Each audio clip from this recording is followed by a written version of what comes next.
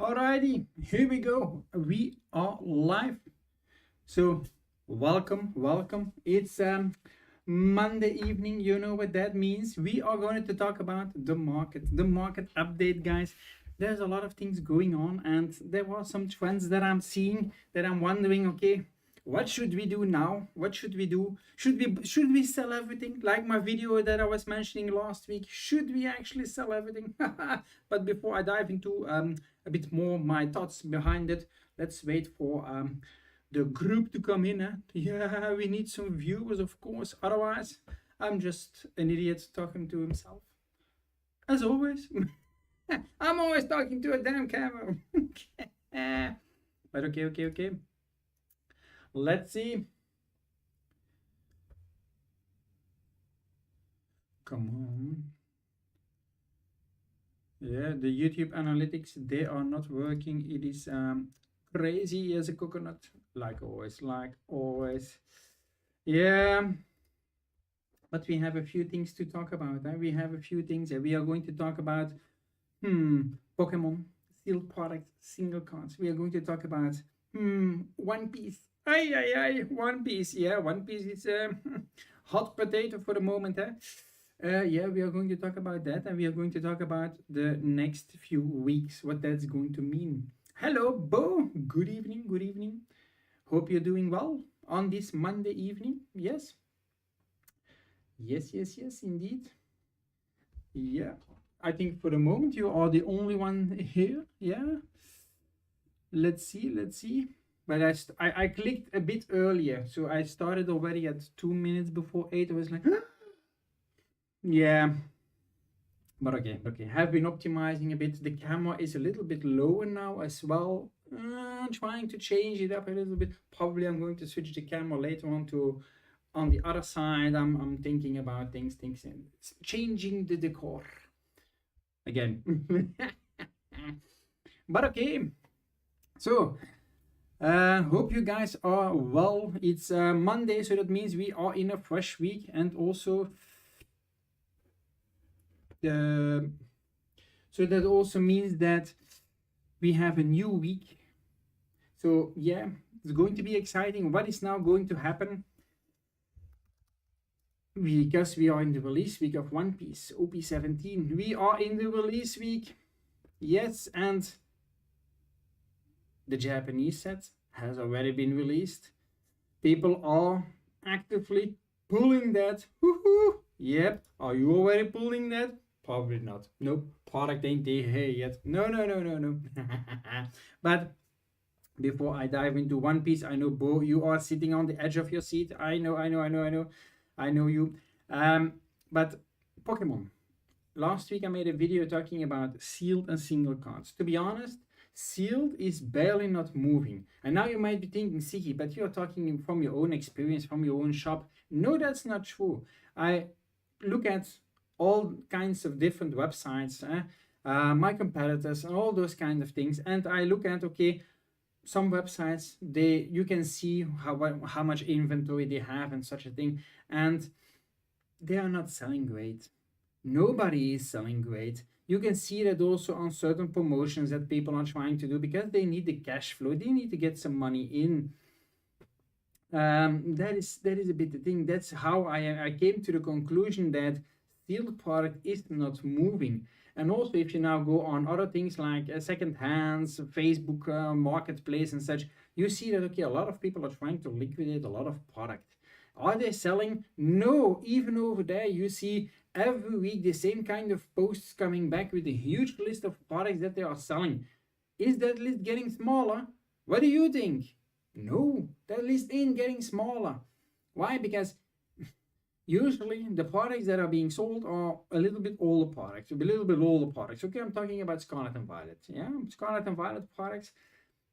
People are sleeping on them, and they live in the moment, meaning that the moment is Mega Evolution. The moment is Pitch Black just released in the beginning. Oh, Pitch Black, and now Pitch Black. And now people are looking for the 30th anniversary, and people are already dreaming of Delta Rain. By the time Delta Rain is released, people are saying, it's old news.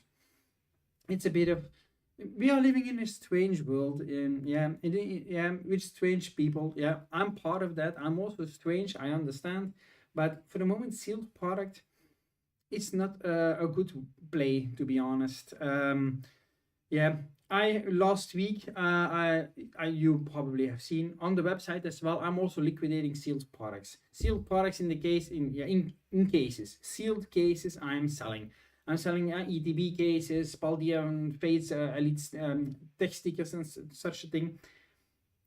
I had, according to me, a bot on my website because I placed a product online, Paldean Fates tech stickers.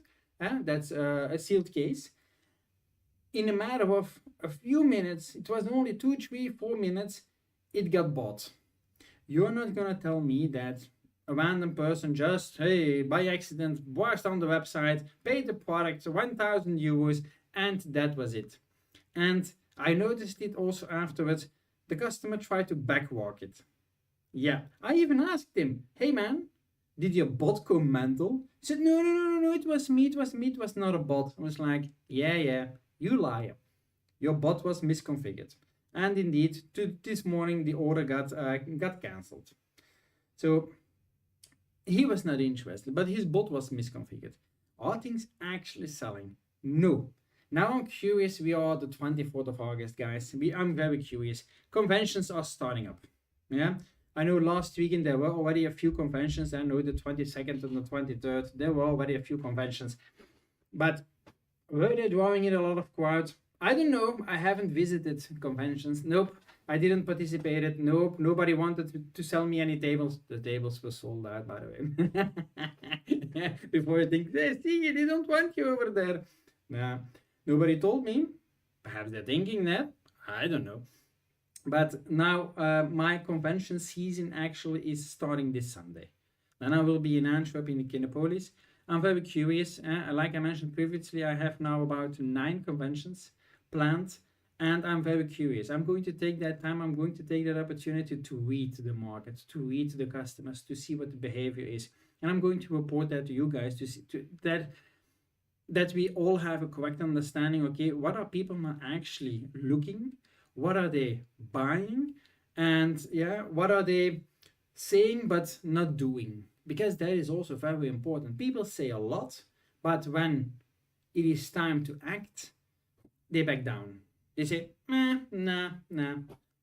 That's something that we see also a lot. It's like a new set is announced. Delta Wayne for November. People are talking, that's going to be the next Evolving Skies. Well, I have then one transparent question. When Evolving Skies came out, well, everybody knows nobody wanted that set. Nobody wanted it. Everybody found it was not such a great set. And then afterwards, the set started picking up. But is then Delta Wayne the same? I expect that Delta Wayne will not do so magnificent as everybody is saying.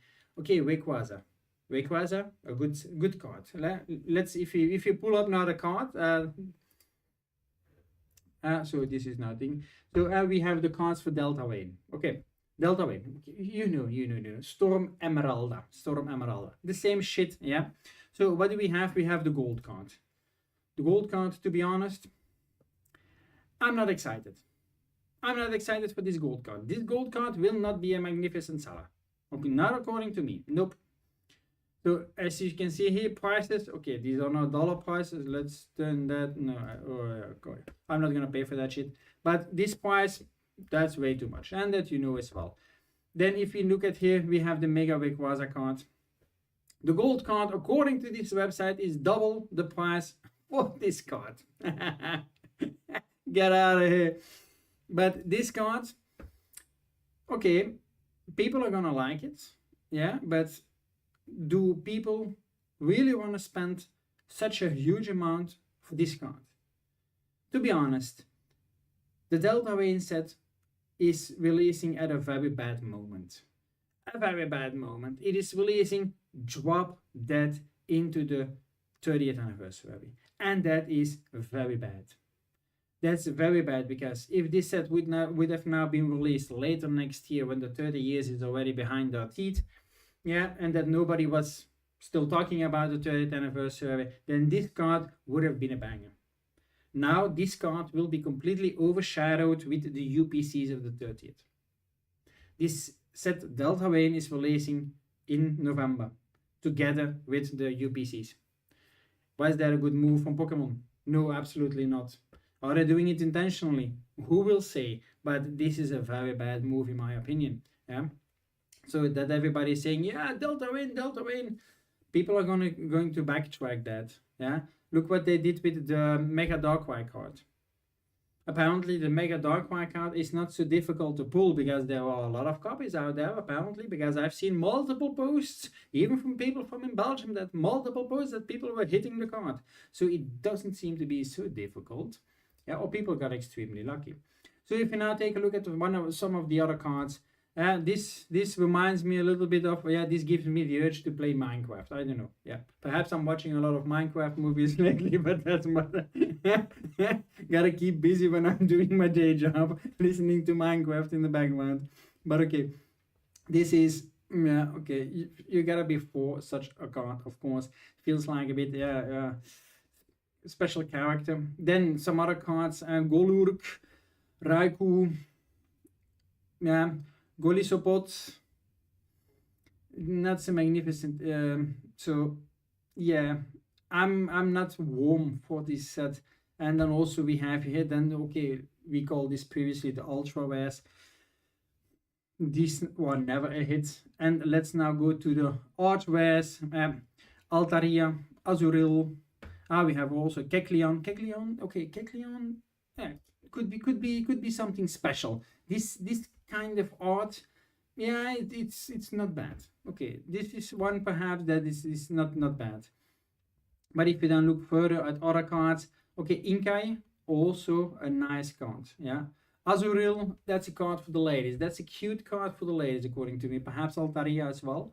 Groudon, Groudon is also not a bad Pokemon. Yeah, so, but overall, Kyogre, yeah. There are some cards in it. Oh, Growlithe, yeah.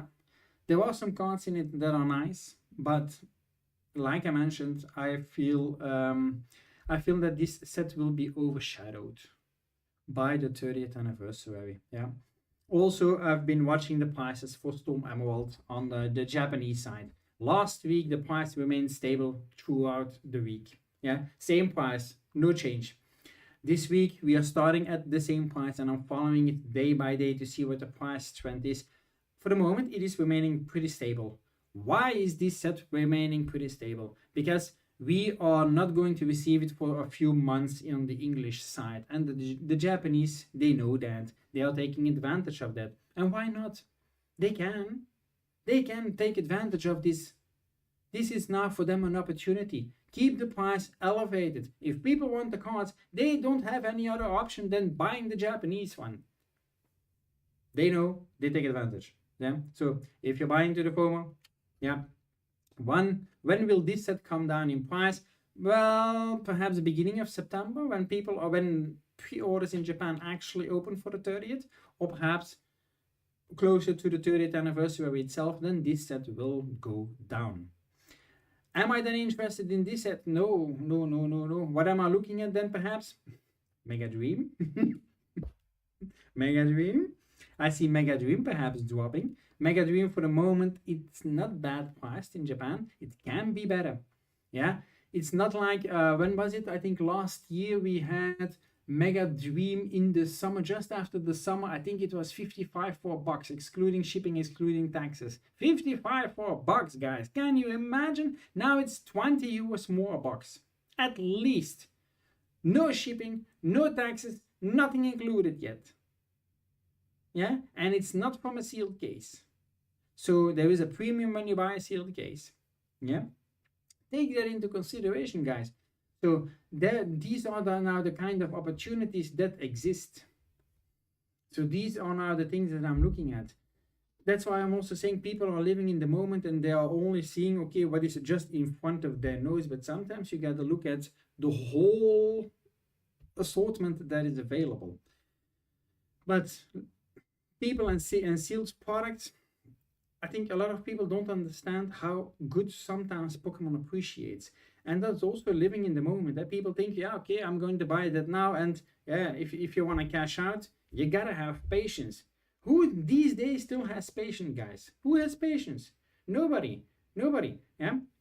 They wanna get something. It's like a good example. Huh? Now this week in Kruidvat in Belgium, you have those Yu-Gi-Oh tins. Yeah, those Yu-Gi-Oh tins for €5. I was like, Kruidvat, you fuckers, man. That's not even the price I paid for those damn tins, excluding taxes. What? You are completely undercutting me. Okay, fine, but I'm pretty sure, yeah, that people are going to buy those and they are going to immediately flip them online and they are going to ask €7, €8, €9, €10. That's how people are. Yeah, people with half a brain cell, they are going to do that immediately, and they are trying to do that with everything. Yeah, we will just need to wait and see. But one thing that I also mentioned, I think it was during the weekend in my video, more or less people are getting tired. And I get that feeling from more and more people, for more and more collectors. I don't know a lot of players, but I do know a lot of collectors. Most of my customers are actually collectors instead of players. And the vibe that I'm getting is, yeah, that people are getting tired. They are tired in needing to hunt for product. Yeah, the FOMO, the range of different products everywhere, the complete scalper mentality behind it. And because okay, if you compare with 2024, okay, there were also a little bit of scalpers on the terrain, but it was extremely limited because there was not so much money to be made. Now we are talking about if you can get it from someone that has it at distribution prices and someone can get it and can flip it for sometimes 10, 20 euros more for $1. For some, that's a lot of money. Yeah, for some that can be extra food on the plate every month. Yeah, for others it doesn't seem a lot, but for some it might seem a lot. And yeah, and that is now the thing. Some people are getting tired. Sometimes me as well, and that's something completely transparent. It's I also need to hunt for my products. I need to look everywhere. I need to go and check all my suppliers because not all suppliers send emails. They just restock on the website and you just need to be quick because otherwise it's gone. Do I really want to play that game? And then sometimes you have interesting products dropping at your suppliers and you say, oh, and then you do the price calculation to see, okay, what is now the price per pack? Because I tell you that, do the price per pack. But I do that as well before I purchase something. I do calculation of price per pack. Is that interesting? Because if I then calculate my margin on top of that, which is in a ballpark 20%, yeah, I also need to survive. I need to be able to grow in all transparency. And usually that is a no-go for me. There are so many products where I actually say no, because they are being offered to me at market price. And sometimes I think, what kind of a shenanigans is this? This is a B2B program. I've got a great example of a company in Belgium that is doing that. They themselves are selling retail the 30th anniversary in ETB for €100, 99.95. But B2B it's €215. It's like, what the fuck? Sometimes I'm like, please unsubscribe me from your shit list. But then on the other hand, and then it's like, but then I don't know that shit anymore. So I remain subscribed. It's kind of like, but yeah, getting that information is also useful to be transparent to you guys and say, hang on, there is something going on. And also, you think that you have it difficult as a consumer. Try being a vendor, try being a shop. It is also difficult. Why is that? Because you think that stores are lying to you, and some stores are indeed lying to you, but they are not only lying to you. I have suppliers also that lie to me, and then you might be saying, I see, how do you mean? Well, yeah, I have an example. Not so long ago, a supplier sent me an email. Hey, we are getting a new batch of this product in, and we have managed to negotiate a better deal, and now we can offer it at a better price than last week. And it's like, I know you. I know how much product you get. I know how big you are. And I know you are a lying son of a bitch. So I know you are not telling the truth. You are, yeah, you are painting a Picasso, yeah, to make something beautiful out of it so that people trust your story and that they say, oh, perhaps this is interesting. Have you seen the price last week? Have you seen the price this week? Oh, perhaps that's interesting to buy. But yeah, people with more brain cells than you, they see immediately through that. It's like, but the shenanigans sometimes, and that's why I always do my best to be transparent as possible. I cannot say everything. I cannot say certain plays that I'm making, or I cannot say the names of my suppliers and things like. I need to keep a little bit secret. That's okay. That's part of the game. We all play the game of being a business, but sometimes it's sometimes I also ask myself the question, why? Why sometimes I keep doing this shit? Okay, because I like it. I like you guys, I like the community, etc., etc. But the distribution game, the manipulation game, I'm coming to the distribution part later on with One Piece because there is a whole shenanigans that happened over there, by the way. Bo, you're gonna find this very interesting. Perhaps you already know that. So there is so many things that are going on, and will I get distribution in 2027? Could be. Could be. I predict a market crash in 2027. I've told you that by spring next year, I expect that the market, when the specialty set beginning of next year is, then we get a crash. Then we get a crash, plain and simple. So, and we also need to take into account what is now going on in the financial world as well. Have you seen crypto? Crypto is going up, but previously there was a lot less money in crypto. What is now going on, you think? Crypto is you have the normal consumers that are buying trading cards, that are living their normal day-to-day job, life. But people also they are also busy with crypto. They're also busy on the stock market. Yeah, that's new. 30 years ago, that was a lot less mainstream. Now, with crypto, that all became mainstream, and all now the applications, everything is now, but there is a lot of money that is being pumped into crypto. That's also money that's not going to TCG, perhaps. Don't forget about that. There is a new bull market coming up, and if this bull market actually continues, could still become a bear market. Yeah, could be. But if the bull market continues, we might see some interesting behavior in the TCG community as well. Yeah, I'm following that as well, because that is also interesting to know, okay, in the financial world what is going on.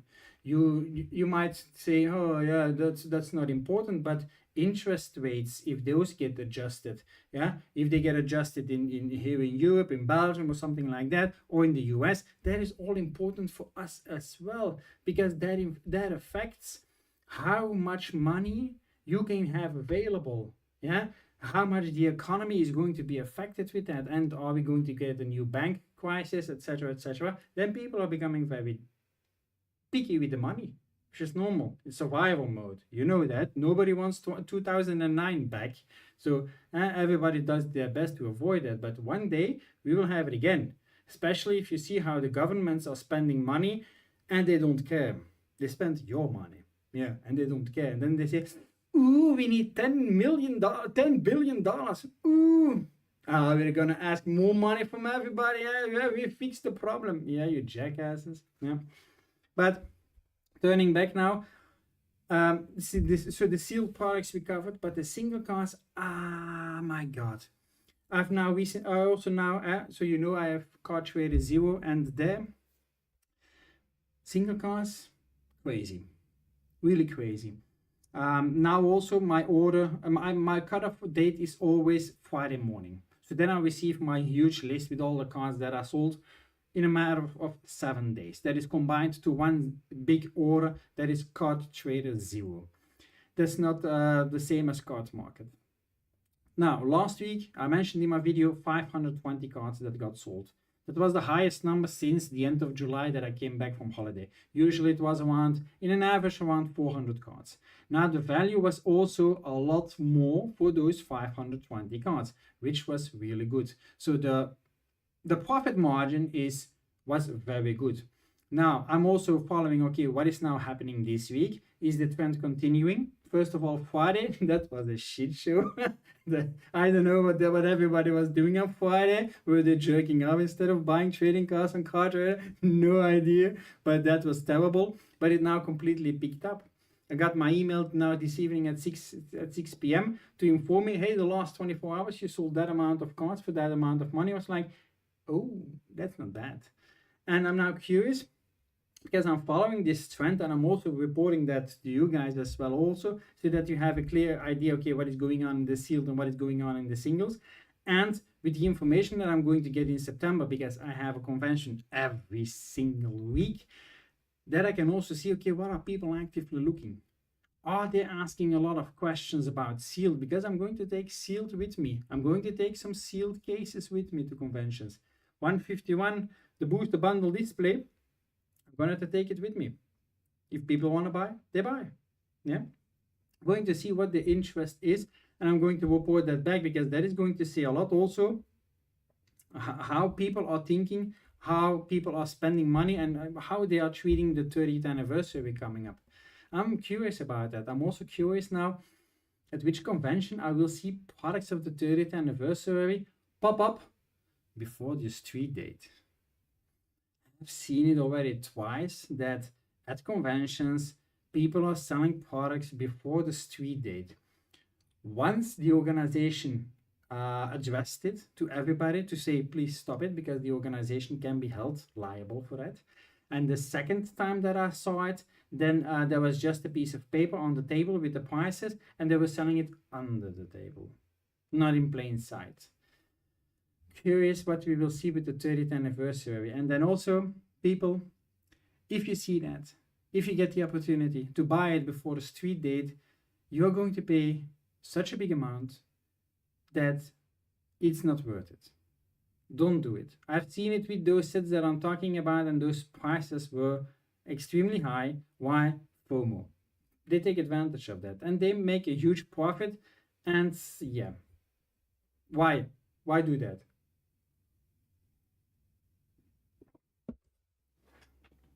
So yeah, that is a bit about the behavior that I'm seeing in Pokemon. It remains interesting. It's something I really like to follow, to see now what the trend is. And I'm to be honest, when I made my video about that the market is going to crash in the beginning of next year, I'm pretty confident about that. Especially if you look at the last three sets. Perfect Order, Chaos Rising, Pitch Black. If we now look, if I look at the prices for products that are being offered to me by my suppliers, in all transparency, I have the impression that the price for Chaos Rising is higher than Perfect Order and Pitch Black. My thoughts, my observation from what my suppliers offer me as prices for the products. Yes. I also get offers for Pokemon Center ETBs and such a thing like that, and even there, Chaos Rising is more expensive than Pitch Black and Perfect Order. Don't ask me why that set is more popular. I thought that, according to what you guys were saying in previous lives, before Pitch Black came out, you guys were saying, yeah, Pitch Black is going to be the better of the three. I think Chaos is the better of the three. People were thinking, no, Greninja is not going to be able to pull a set like that. It's not going to make that set popular. I think you're wrong. I think when we are looking at those three sets, I think that Greninja is more popular than Mega Darkrai. So Chaos Rising, and then also Froakie and Frogadier, those connecting cards, I think that set out of the three wins. Future will let us know. I'm very curious now to see what that is going to do. But for me, there is also now a clear signal. I already have, let's say, what do I have? I have a bit over 10 ETBs of Perfect Order. They are sitting nice and safely. I'm just waiting for them to appreciate. But now I'm going to see in the next weeks what I can score for chaos rising, because chaos rising, that's now definitely something that I really want. Because if now you see that the prices for chaos rising are a little bit higher, that already gives an incentive that in the future, if people really need to choose between those three, they're going to choose for chaos rising. But that also means that chaos rising is going to dry up faster than perfect order and pitch black. So then the prices will go up a little bit faster as well. And that's now where I'm placing my bet, basically. So it's going to be very interesting to see what that is going to do. Yeah. And in terms of graded cards for those sets, with PSA now, it's very difficult. We are being flooded with cards from other grading companies. I don't know if you have seen, but you have then ACE, you have AOC and whatever, AOC, AOG, I think both exist. And then you have Graad in the Netherlands. We are being flooded with cards like that, but yeah, to be honest, not a great seller. Yeah, ACE starts to pick up a little bit, but CGC, Beckett is, by the way, also takes also now longer to grade, I think. Yeah, so that the time has also gone up, but the market is still pretty locked in. Yeah. Thierry, do you know if there are any reprints coming from Prismatic or Destined? Yeah, definitely Destined Rivals. Yeah, Destined Rivals, the ETBs. To be honest, I see them dropping every week. The best is yet to come. Basically, the best is yet to come. I have received, when was it? I think was it during the weekend, from one of my suppliers, a message that there was a buying opportunity from ETBs from the United States. And they were dropping to, I think, what was it, 112 for Destined Rivals ETB, excluding taxes. So that's already a very big difference if you compare that. Not so long ago, those ETBs were what? Purchasing price for me, for my suppliers, 165. So that's a 50 euro drop. That's enormous. And then you need to take into account that the big supply in the US is not on the market yet. That is expected at the end of August. The big supply is that distribution is releasing it. Now, the ETBs that are on the market in the US, they are mostly coming from big box stores, because big box stores are already busy for like, what is it, a month and a half, 2 months, with every week dropping 30,000 ETBs. Now, the rumor has that apparently there is still half a million ETBs on the way, I think. Yeah, but if you plan on investing in Destined Rivals, for example, be careful. It's going to be a dead product for 6 months to a year. Why do I say that? Because the market is going to be so flooded with ETBs that the value will tank, and the value will remain tanked until the product dries up. People are really going to be sick of Destined Rivals. Yeah, in October, probably you are going to see Destined Rivals in all stores on every shelf, and you're going to say, nah, I don't want it, because they have printed so much. Now, this is for the ETBs. Now, booster boxes, they are also announced. So booster boxes are also, but I don't think we are getting them in Europe, because previously there was a kind of like a small reprint of Destined Rivals booster boxes. I think we got them in April. It was a very tiny one, but I think now the US is getting product, and usually the US receives a lot more. But something also that you need to understand about the US market is big box stores don't get booster boxes. That's collection boxes, that's ETBs, those kind of products. But not booster boxes. Booster boxes is for LGSs. That's coming through distribution. So now booster boxes are also coming in a very big number through distribution. And that is going to be very interesting as well, because you know those booster boxes, a part of that is coming to Europe. So prepare yourself. Yeah. I'm trying to remind an email that I got last week.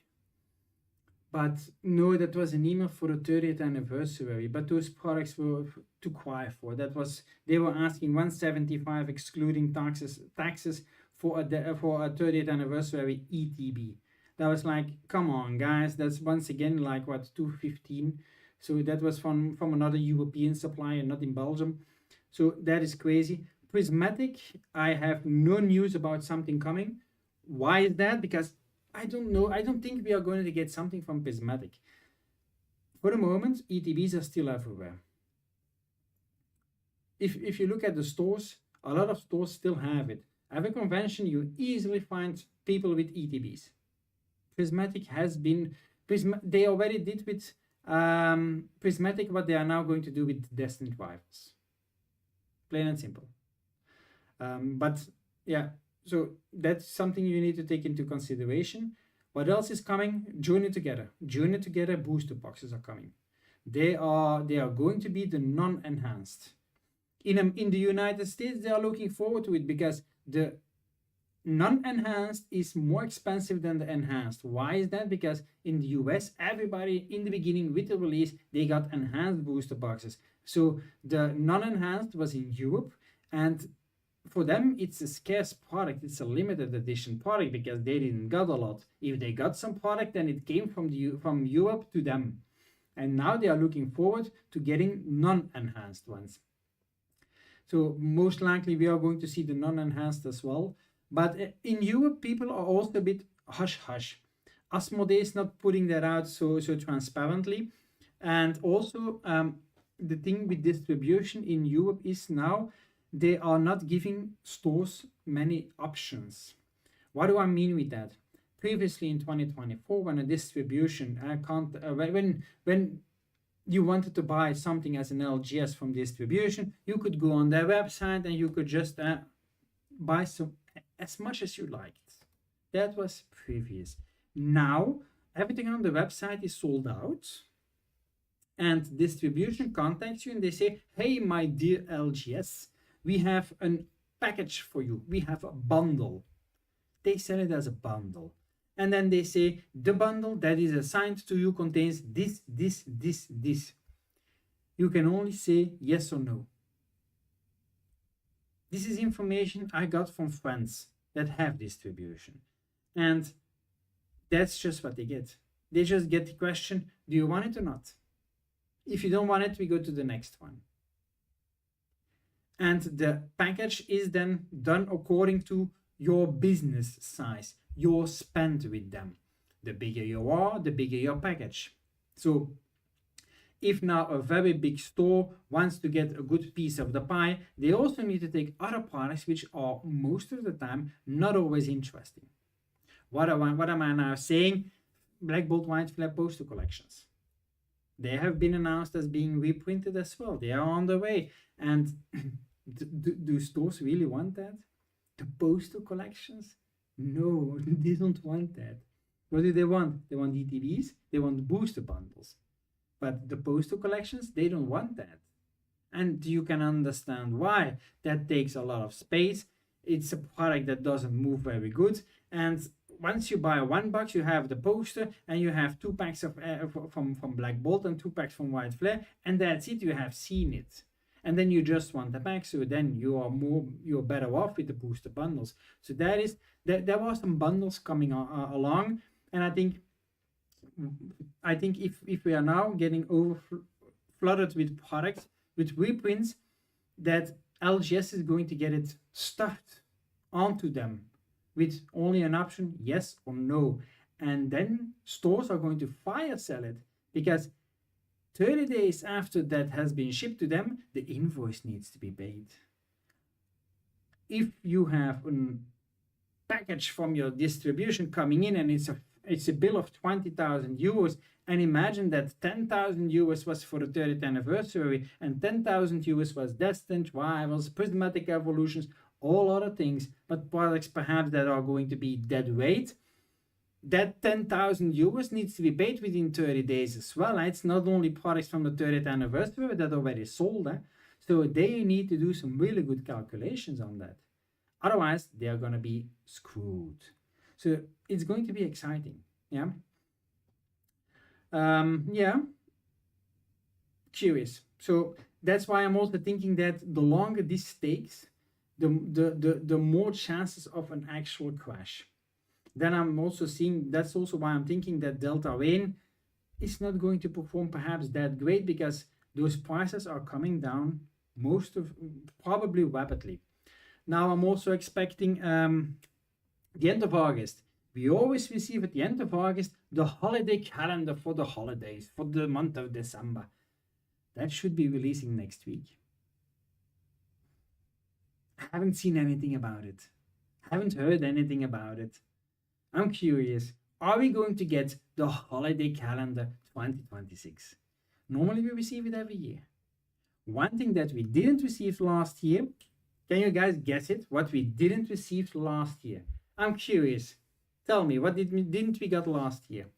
There was something we didn't got. A product that everybody was expecting, and then they were saying, yeah, they're going to do special cards unique for that product, and it's going to be scalped along the way. Everybody was afraid and looking forward to it at the same time. There was one product. I'm curious. Does anybody know?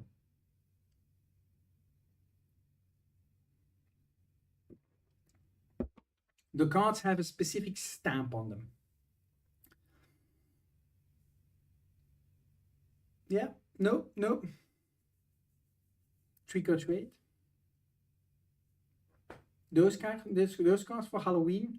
Last year we didn't get them, so now will be the interesting part. Has that been discontinued, or is that coming back this year? Very interesting. Very interesting, because last year the rumor was that it was gonna come. There were signs that it would come, but then people thought, Pokemon pulled it. Strange. I'm curious, because that would then mean other products on the market. Holiday calendar, the trick or treat packs. People don't have infinite money, guys. Don't forget about that. That money runs out at a certain point. That's what I'm also bringing up, that the fatigue that is kicking in. People are getting tired. Pokemon is pumping out so much products. And okay, there were some good products in it, but there were also some misses in it. And I think sometimes Pokemon is bringing out too many different collection boxes, too many this, too many that. I was reading last week some Instagram posts, and apparently not so long ago some tins came out. Some tins with 4 packs in it. And at a lot of stores, this is a story from the US, in a lot of online stores, they sold out pretty quickly. And then not long after, people were sending emails to the store owner to say, can I cancel my order? I made a mistake. Yeah, or my children took my phone and they by accidentally bought it and used my credit card. What was going on with that? Well, there was one content creator that I follow, Brian from Pokémon, and he explained that people bought a product. There were Dragonite was on it, and etc. And people thought Ascended Heroes is in it, and it's a good price. Ascended Heroes for a bargain, and they bought it. But there was not Ascended Heroes in it. There were other sets in it. I think it was Chaos Rising and Pitch Black. So people wanted to cancel, because then they realized, they did some investigation on the internet, and then they found, there's no Ascended in it. Pokemon is bringing out so much product, and sometimes in those tins, nobody actually knows what's in it. Why? Because Pokemon doesn't say. Pokemon says that it can vary according to what they have available in the factories. And that is sometimes true. We have seen it even in UPCs that packs differ. We have seen it with the Charizard EX, the Mega Charizard EX box, the UPC. Normally we should have gotten Surging Sparks in that, but hey, in Europe there was no Surging Sparks in it. We got Extra Journey Together. So product can differ from region to region, and people don't always know, and then they just buy and then they say, yeah, I want to cancel, but Pokemon is just also pumping out too much product. That's the fatigue. Good evening, Matthias. Hello, welcome to the party. So yeah, that was a bit, I think we already talked about Pokemon now for a thing. If you have any questions, drop them. I'm now going to jump to both favorite topic, One Piece. So, One Piece OP17 released last Saturday. I always make a mistake. I'm used to saying Friday, but One Piece was on Saturday, the 22nd. OP17 released 1 week in advance of the English release. So I thought it was an equal release on the both ends, but no, Japanese is 1 week earlier. Okay, don't ask me why. Bandai decided. So OP17 pre-order prices, you know, pre-order prices in Japan, they were what, like 130, 140, 150? A very high price. This was purchasing price in Japan, by the way. This is no taxes, no import, and no shipping, yet this was purchasing price. Now, prices has come down significantly, 30% already. The set has been out 2 days. 2 days. The pre-order price from previously has already gone down with 30%. But I have the impression that there is a lot more printed. I've been proposed, yeah, see, do you want to buy some boxes? I asked, hey man, do you already have cases? And he said, yeah, I'm acquiring cases. Okay, I'm waiting for him to come back to me. But the price already is interesting. And okay, this was now for single booster boxes. Okay, I'm now waiting. Sealed case always contains a premium. We know that. That's no surprise. But there is also a rumor going around that, okay, the cases are not mapped anymore. Now I'm curious, and I'm waiting for some actual confirmation on social media, on YouTube videos, and etc., etc. That will be more clear probably by the end of this week, if the Japanese cases can still be mapped. Why is that a big difference? Because the Japanese, they have an anti-gambling law where there should be a specific amount of hits per booster box, but also per case, per packaging. So that could still be that the Japanese ones could still be mapped, but then perhaps the English ones not. So I'm a bit waiting to see, okay, what that behavior could be, because there were rumors that from OP15 that OP16 that was changed, but there is not a lot of information about it. Then, what I was also saying in the beginning, Bo, the shenanigans that have been discovered with a European distributor. There is Game Trade Distribuzione, what's in the name, in Italy. A streamer in the US apparently admitted in having received multiple pallets from that company in Italy. He didn't say the name bluntly. He just said, yeah, from a company in Italy, a distributor in Italy. Hang on, you idiot. There is only one distributor in Italy. So it would have been easier. Distributor in Italy, distributor in Spain, distributor in Germany. We all know who then they are talking about. So if you just say a country, you're screwed yourself, man. So apparently then it said, yeah, that was okay, that company in Italy. That company now is avoiding everything around the subject, basically. They haven't denied it, they haven't confirmed it. So for me, that is, if you don't confirm it, if you don't deny it, then okay, for me, that's a confirmation. Otherwise, you would simply say, nah, it's not true, and we can prove it. No, they are not touching the subject. What they did touch upon the subject is they made a post online talking about product availability in general, pricing, pre-order pricing, and that people are scandalizing it, that booster boxes are already going for 300-400 euros before the set has even been released. And they touched upon that subject. This is one of the biggest distributors in Europe for One Piece. So this is, I really appreciated the transparency and how they worded it. Some people might not like it, but okay. Sometimes you also need to read between the lines. And they were also mentioning that, okay, product availability. They actually said that this set has been printed the most of all sets from One Piece. So this has a large print one. When you also read between the lines, the video is coming out tomorrow, by the way. Tomorrow morning at 10 a.m. my video is coming out. They also mentioned between the lines that to ask everybody to be patient while the product is moving through the distribution phase and through multiple steps, meaning, if I read between the lines, meaning multiple waves. So they are most likely at least having 2 waves of this product. So how do they do that? For example, in the US, most likely that's going to be a 2-wave system at least, which is going to be probably like an example could be 60% now at the release, now this week, and then perhaps in a few weeks 40%.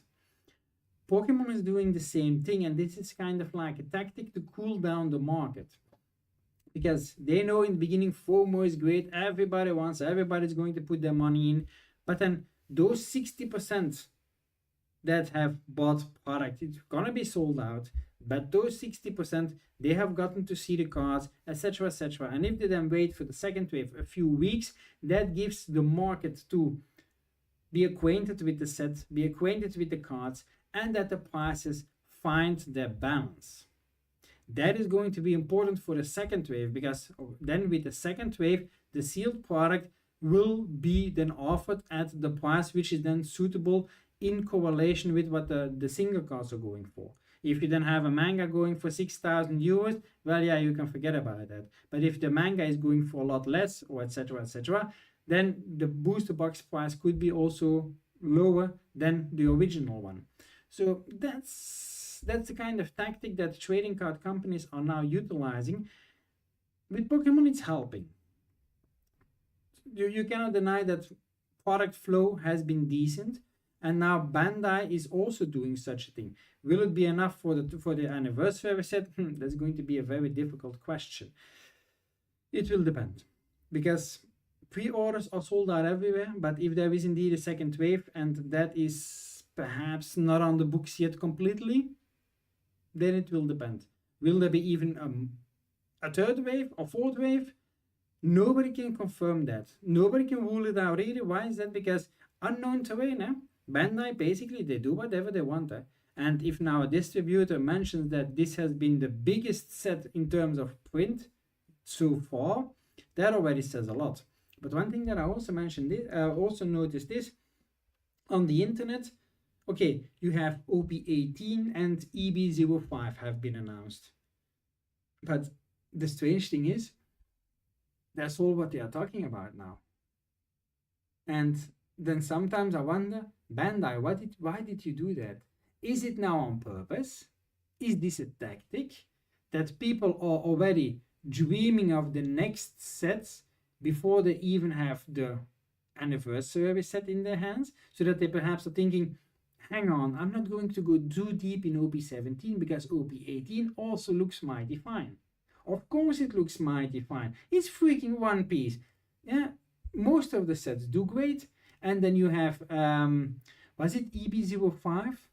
Yeah, but it's Heroines Volume 2. So it's a set from the ladies again. And that is, I've seen the cards because Bo sent me a reel from Facebook. That looks also great. So for those that are collecting Nami or Boa or you name it, that set is going to be extremely popular as well. So then people are perhaps going to think, hang on, OP17, it's not going to receive all my money because I want the ladies as well, or I want OP18 as well. So yeah, could be a tactic, or could just be a stupid move. I don't know. Yeah, the heroines, yeah. It's, I've seen the cards, and thank you for sharing. It's indeed, it's going to be exciting because there are a lot of collectors that are fan of the female characters. And that is, One Piece is a great product. You have Shanks, you have Buggy, you have thing. For example, if you now take a look at the cards for OP17. So there, come on, you cannot deny there are some special cards in it. This anniversary set. So yeah, these cards are not bad whatsoever. But in the prices for these cards, Yamato. So I'm curious what the prices for these cards is going to be. This one, for example, Edward Newgate. Okay, perhaps not one of the more popular ones. What do we have? Of course, Shanks. Shanks is going to have a nice price, of course. So that is also not bad. What else do we have of nice, valuable, potential cards? Sometimes you then have also some funny cards. This is also something, Monkey D. Luffy. Never underestimate this jackass. Never underestimate it. Yeah, these cards also do great. People are already talking about these Monkey D. Luffy cards, so these are going to do great as well. What else do we got? Rocks. Also a special card. Not bad, guys. Not bad. Another version. The SEC. Loki. But Buggy. I like this card very much, guys. I like this very, very much. I keep saying it, but One Piece, they have damn good cards. If I really need to compare with which TCG has better cards, Pokemon or One Piece, One Piece, damn it. Especially if you then look at the textures and then the quality of the cards. Yeah. So also this one, come on. This as well,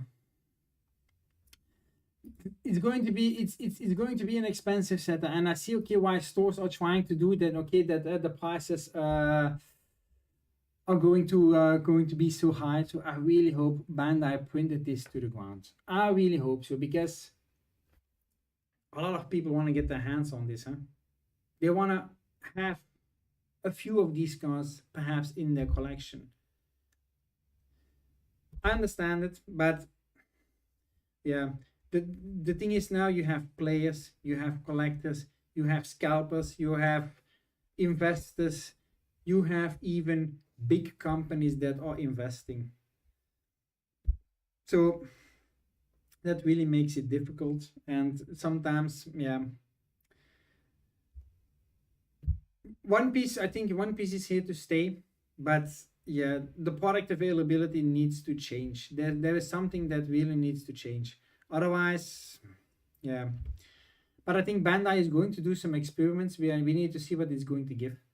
But I really like the product, but I'm in the same boat as all of you, that it's, yeah, difficult to get product, especially at reasonable prices. But I really like opening up the product, and I'm already glad that Japanese is easier to obtain. That is already something. You then also have One Piece in Chinese and Korean. To be honest, I'm not a fan. I'm really not a fan. I have one card which is a Korean card. I bought it at a convention. I didn't notice it. I only noticed it when I came back home, and when I was checking the cards to see, okay, to price the cards, I was like, this card, hang on. And then I checked at the side, and it was printed in Korea. I was like, oh, shit. Those cards are not comparable. Sorry. No. If you are used to the English one and the Japanese ones, and you are acquainted with the quality, with the feeling of the cards, the textures and everything, and you then have a Korean card in your hands, you will immediately say, get me back an English or Japanese. Come on, get me back to it. Yeah. Will I ever get rid of that one card that I have? Probably not. But okay, I'm also transparent to the customers. If someone is looking at the card, I immediately say it's a Korean one. Yeah, but yeah, it is now just the thing. Yeah. But for the rest, what else do we need to cover? You also have the DP12 boxes that are coming out. They also contain OP17 packs, by the way, 2 OP17 packs. Those are also going to be extremely popular. But if you cannot find the booster box, the pull rates of those, the advantage with the DP boxes is they are not mapped. So that is a very big difference. If now the cases would still be mapped for booster boxes, I'm not saying that they are still on, because the rumor is they are not, but the DPs, they have never been mapped.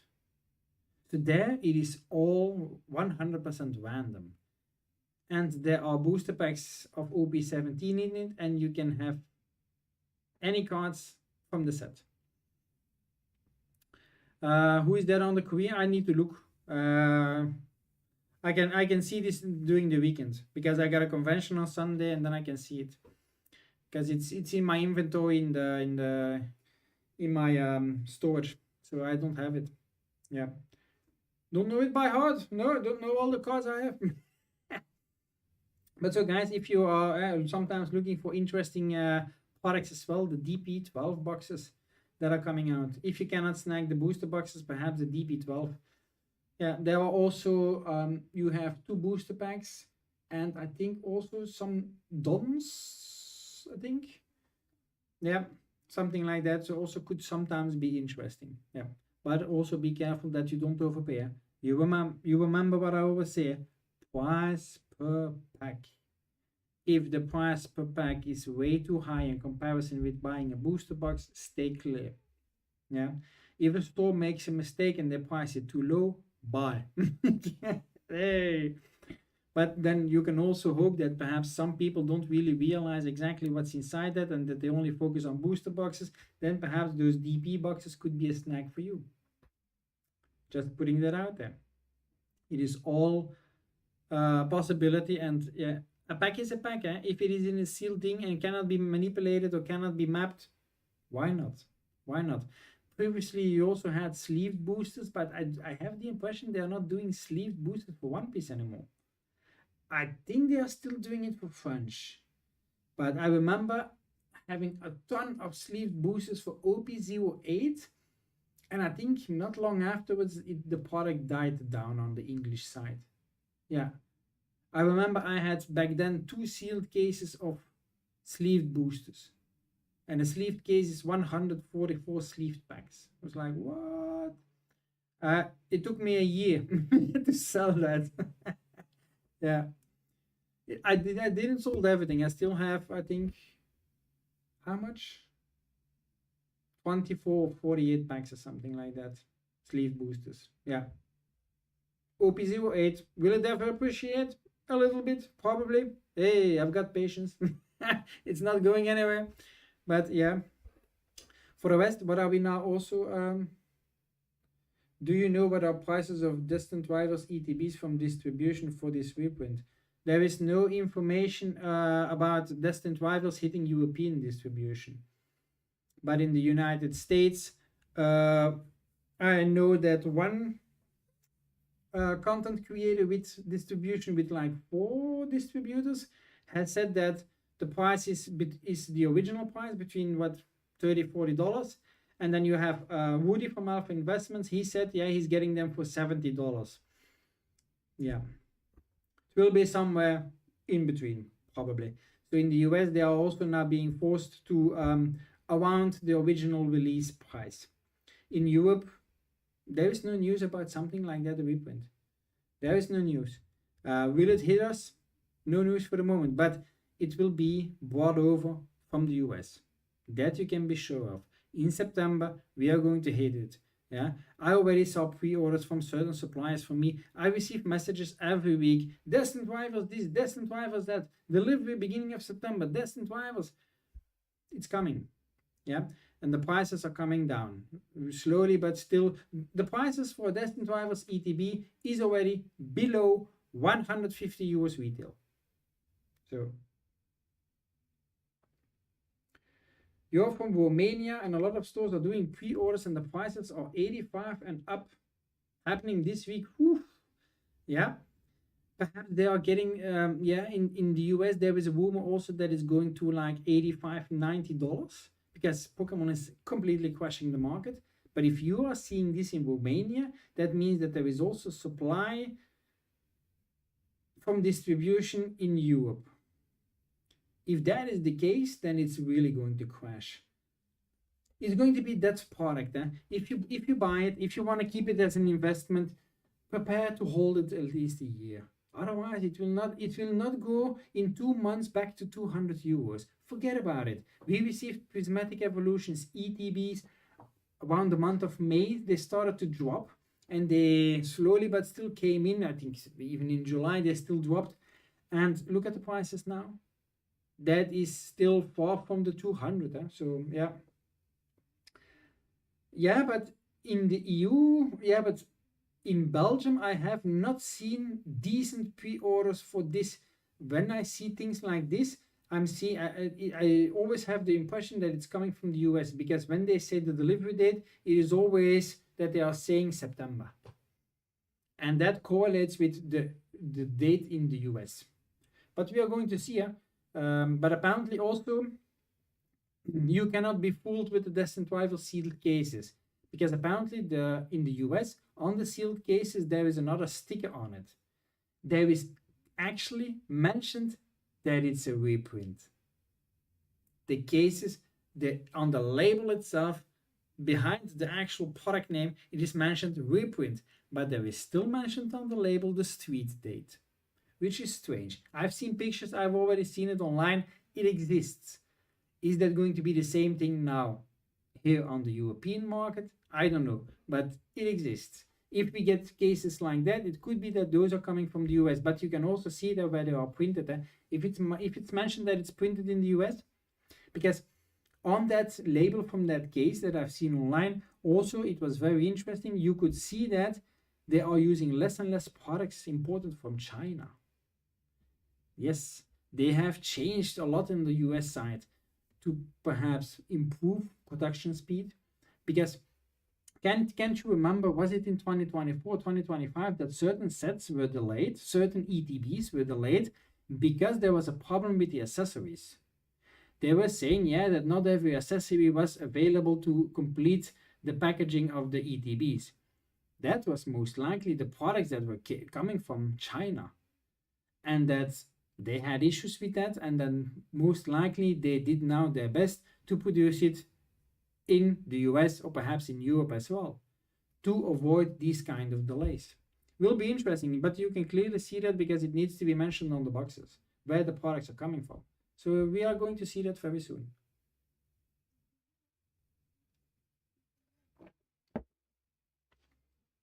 But since you are seeing pre-orders and the prices for the Destined Rivals ETBs, do you see booster boxes as well? Because there are, in the US, there are a lot of booster boxes coming their way as well. I'm doubting that we are going to receive booster boxes from distribution in Europe. We are going to get it from the US probably. And also Join It Together has also been announced. Join It Together, which should also be coming. Black Bolt White Flare poster collections, and most likely booster bundles as well. So there is a lot of product coming. And then I'm questioning, what else? We haven't received Shrouded Fable. We haven't received Twilight Masquerade. We haven't received Stellar Crown. Where are those? That's now a very important question. Where are those products? We are receiving Destined Rivals. We are receiving Black Bolt White Flare. But why have Shrouded, Stellar, and Twilight being skipped?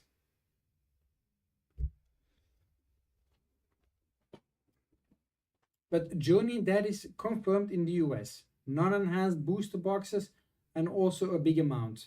So if they are not going to be available in Europe, they will be brought in, and then most likely in the second part of September or beginning of October, we will also get them.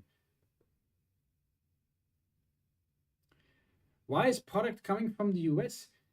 The US is a much bigger market. So there is a lot more product on the US market than in Europe. The distribution in the US, you have two different tracks in the US. You have Pokémon that is delivering to big box stores like Target and all those kind of stores. That is something we don't have in Europe. Yeah. And then you have the distribution track in the US that is then delivering to game stores and to other companies and etc. etc. There are two different tracks, but in the US, most of the product actually is going to big box stores. There, when you go to a very big store in the US, there are actually in the store pallets where people can take the products off. That is something in Europe we don't know. So the amount of product in the US is way bigger. In Europe, everything is controlled by distribution.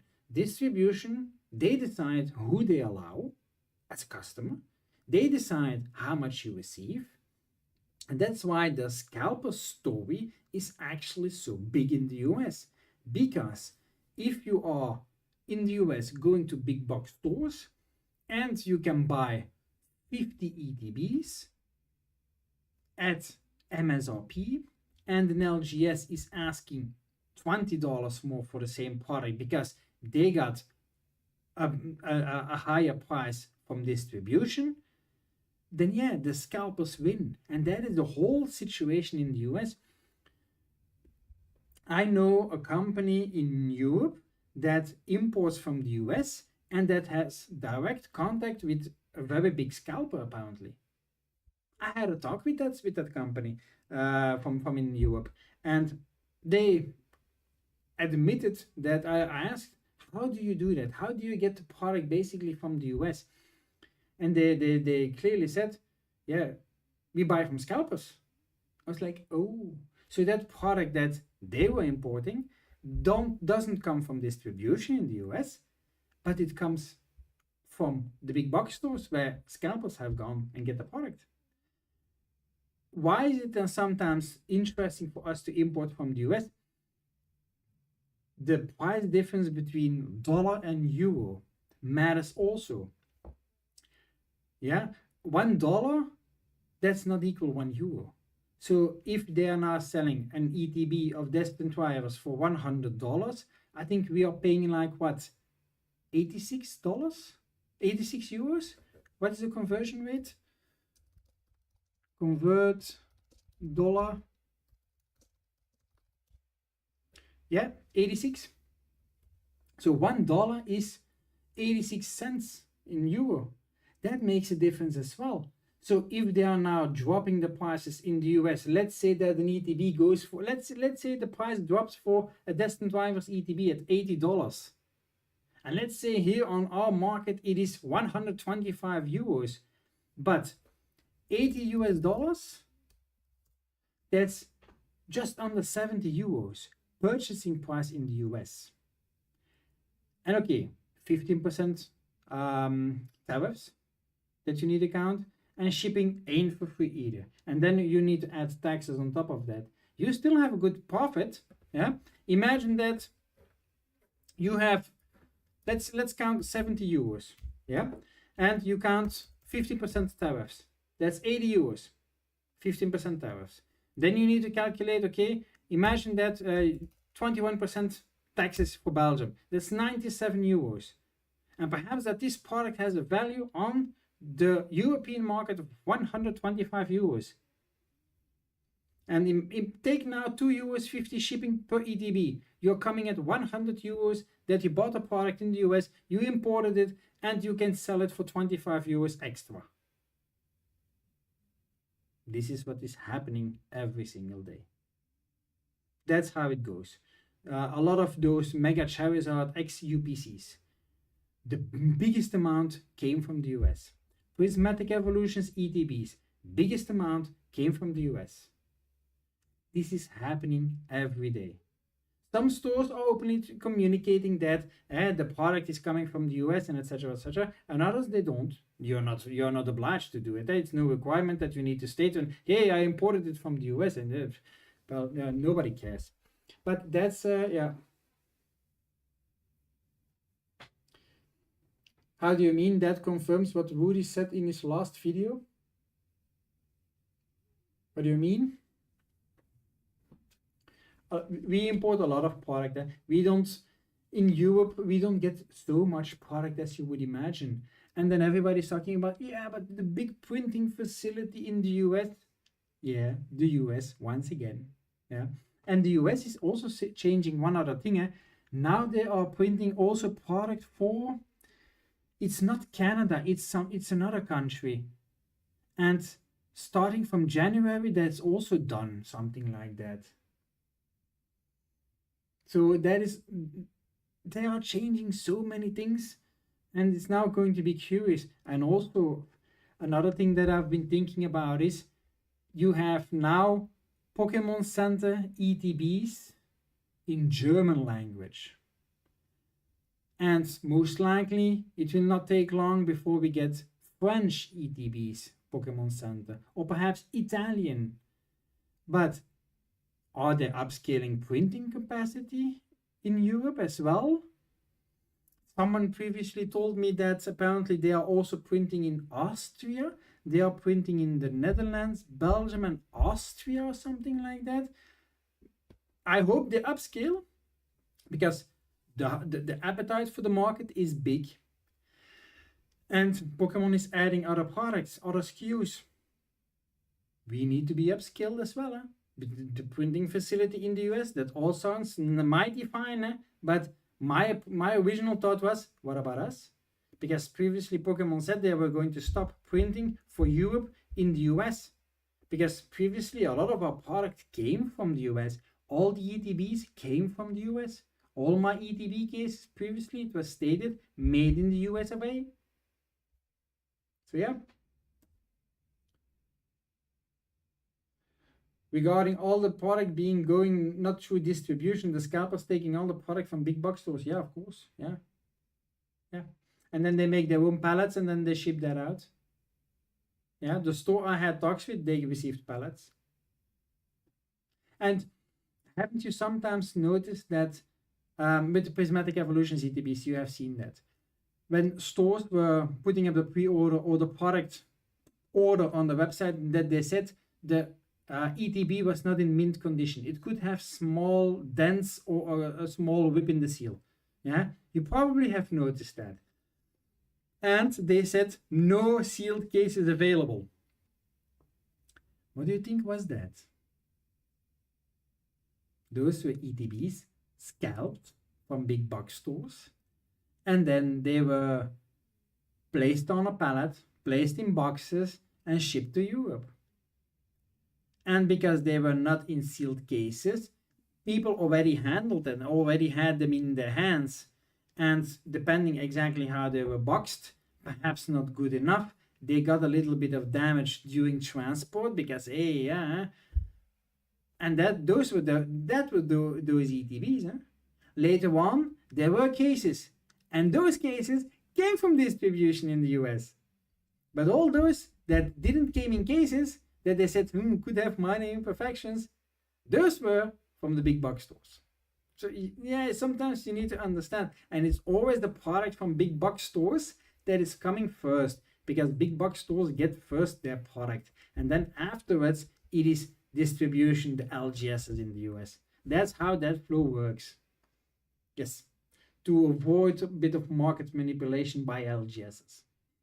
Strange how that works, but yeah, it's also very interesting. Those are clearly scalped, yeah. So yeah, the ETBs that I bought, those were loose ETBs, not cases. And I know, yeah, that's yeah. Those were scalped from big box stores in the US. They were in a big box store in the US, the ones that I have. I bought them from a supplier in Europe. Yeah, indeed. And there are so many on the market in Europe. Bo, did you know that PSA did magazine with a promo card in it? It says something, but I cannot remember. PSA magazine promo card.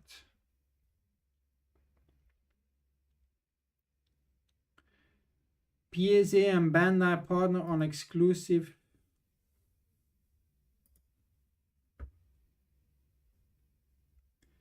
Is it this one you mean? Dracul Mihawk? A special edition. But it was on May 31st? It's already old news, no? Is there a date mentioned for the article? No. There is no date mentioned. But they mention here by the 31st of May. But this is the one probably, yeah? What do I think about the leaked RGB Mew from the 30th anniversary? It's real or fake? I think it's real. I think it's going to be real.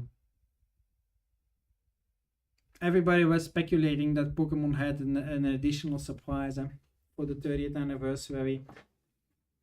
I'm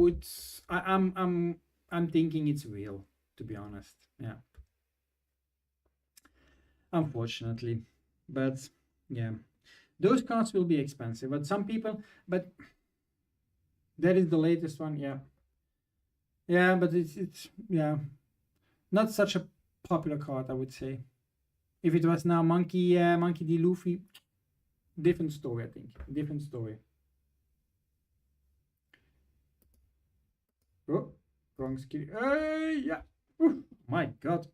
Hey, Rugen. Yeah. You're welcome. You're welcome. Yeah, I like to watch the market, and I like to be up to date. That's very important for me, to have a correct understanding and to base myself upon as good as information as I can find it. That is important. But talking about those RGB Muse and stuff like that, I found it interesting. I think last week I got a bit frustrated also because there were posts going around that yeah, it's going to take 20,000 packs to pull such a Mew. I was like, are you pulling that Mew out of your ass, or what are you doing with that? Because only streamers were opening up packs. Nobody has a decent sample size.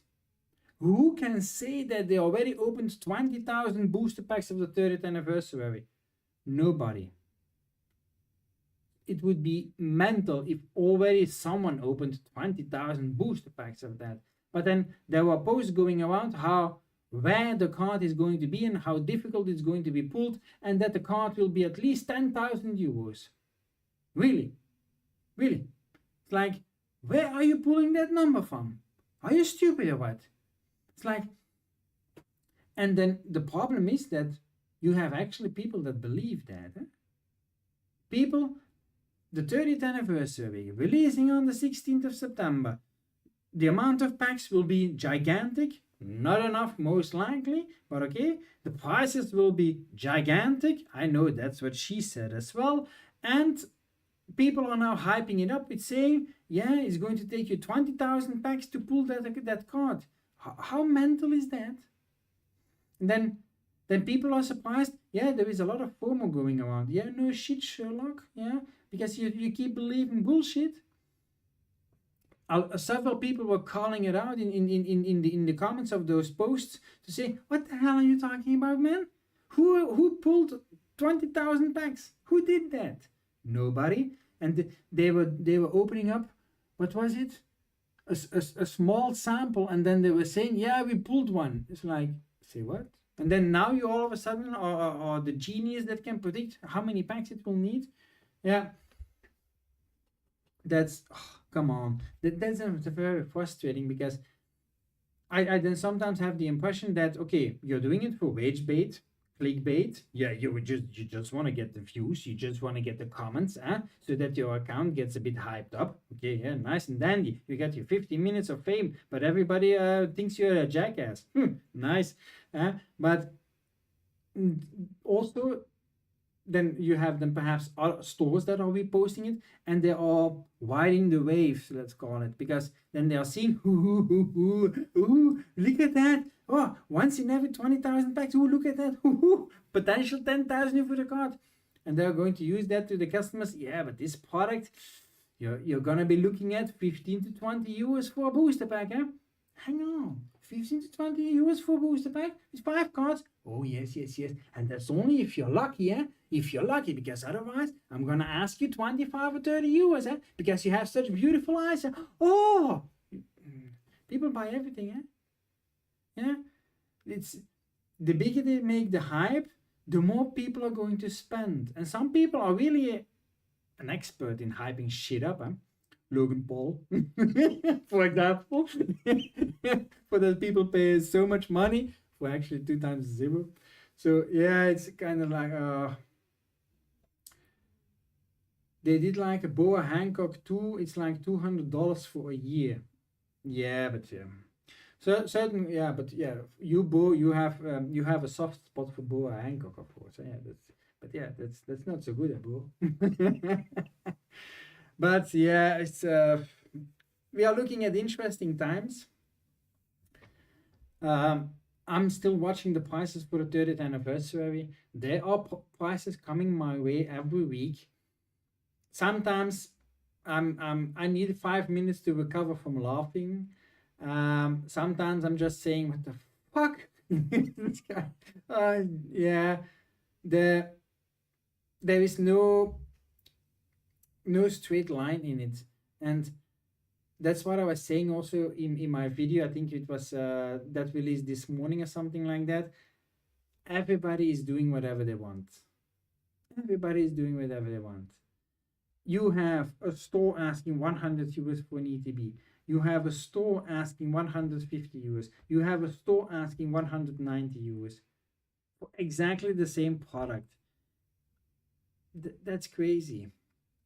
And then also, if you're looking at the current prices for those UPCs, you have stores that are asking 600 euros, where people are saying, I'm not paying more than 250.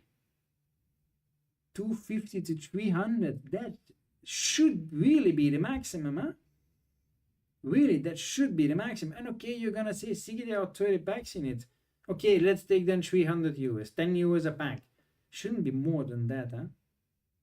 Actually, I think we can compare the UPC for the 30th anniversary with the Prismatic Evolutions Super Premium Collection. That's also a very expensive box, and even that box, it is way too overpriced. The people are asking what, like 300, 350 euros. Yeah, it's a very expensive box. But those UPCs, it is, I have seen pre-orders in the month of March, April, through WhatsApp, that people were already buying those UPCs for 425, 450, and then 475. So the prices kept going up. There were so many sold. It's crazy. And the thing is, with that situation, following then also, okay, what are the messages about orders being fulfilled in terms of previous pre-orders? And then I'm talking about Ascended Heroes booster bundles. You know, Ascended Heroes booster bundles. When did they came out, guys? When did they came out? April. April did they came out. And that specific group where I'm in, they are still fulfilling the orders for the booster bundles in August. They still haven't gotten everything and haven't been able to complete everything. And if you read the fine prints when you order, it states that it could take sometimes several months after the release before you get your product, because they get the product in multiple different waves through multiple different suppliers. So you are not guaranteed to get your product at the release. Now, you know how humanity is. Does 95% of the people actually read something before they buy? I've got a store. Do people actually read before they buy? Before they approve? Before they click, I have read the conditions? Do they actually do that? Hell no. So, yeah. It is, yeah, it's a very, the situation with that is sometimes. Okay, in that case, I have the impression that it is like giving a rent-free loan. And yeah, you assume it's mostly because of the Espeon and Umbreon they really want that card from the UPC. Yeah, but there are going to be a lot of UPCs as well. 2 different UPCs, and there are going to be a lot of. So, yeah, I hope that the prices for those UPCs goes below 400, and that everybody that bought plus 400, yeah, they're gonna get karma. Why am I saying that? Because if this doesn't happen, people are never gonna learn. Because imagine that you now do pre-order and you buy it, let's say for 450. The UPC comes out and it's 500, 550. Then people are gonna say, I won. But it will remain more in their brain when the product has been pre-ordered for 450 and it comes out and it's 350. That everybody that didn't pre-order can buy it for 350, and everybody that pre-ordered, they got it for 450 and they don't get a refund. Yes. Sometimes that's the only way that people learn. Pre-orders are always a risk, and usually the conditions mention that in case the price goes down, you don't get money back because the price has been negotiated with suppliers long up front and that has been ordered for you at that price. I see this also happening in Japan with pre-orders. That's why I don't like doing pre-orders in Japan, because they clearly say if the prices go up, if the prices go down, we don't refund. And we don't also ask you more money in case the price goes up. But sometimes the market price goes up, but the purchasing price from them is not going up. But they're not going to say that to you, huh? I know. They're not going to say that to you, and then they're going to say, hey man, you're lucky and the price increased 20%, but we don't ask you more. But the original purchasing price is perhaps 60% less than what you paid. All possible. You don't know what to do with the 30th anniversary. Buy it or not. You don't know because the card doesn't look so nice for the price it will be sold. Yeah, it's a very good point. There are going to be multiple waves, so there is going to be a lot of product on the market. Now it's up to you to decide, do you want to be with the first ones or can you wait? If you can wait, you can resist the FOMO, then perhaps you can get a product at a decent price. I'm always referring a little bit to the 25th anniversary, where the product in the beginning was expensive.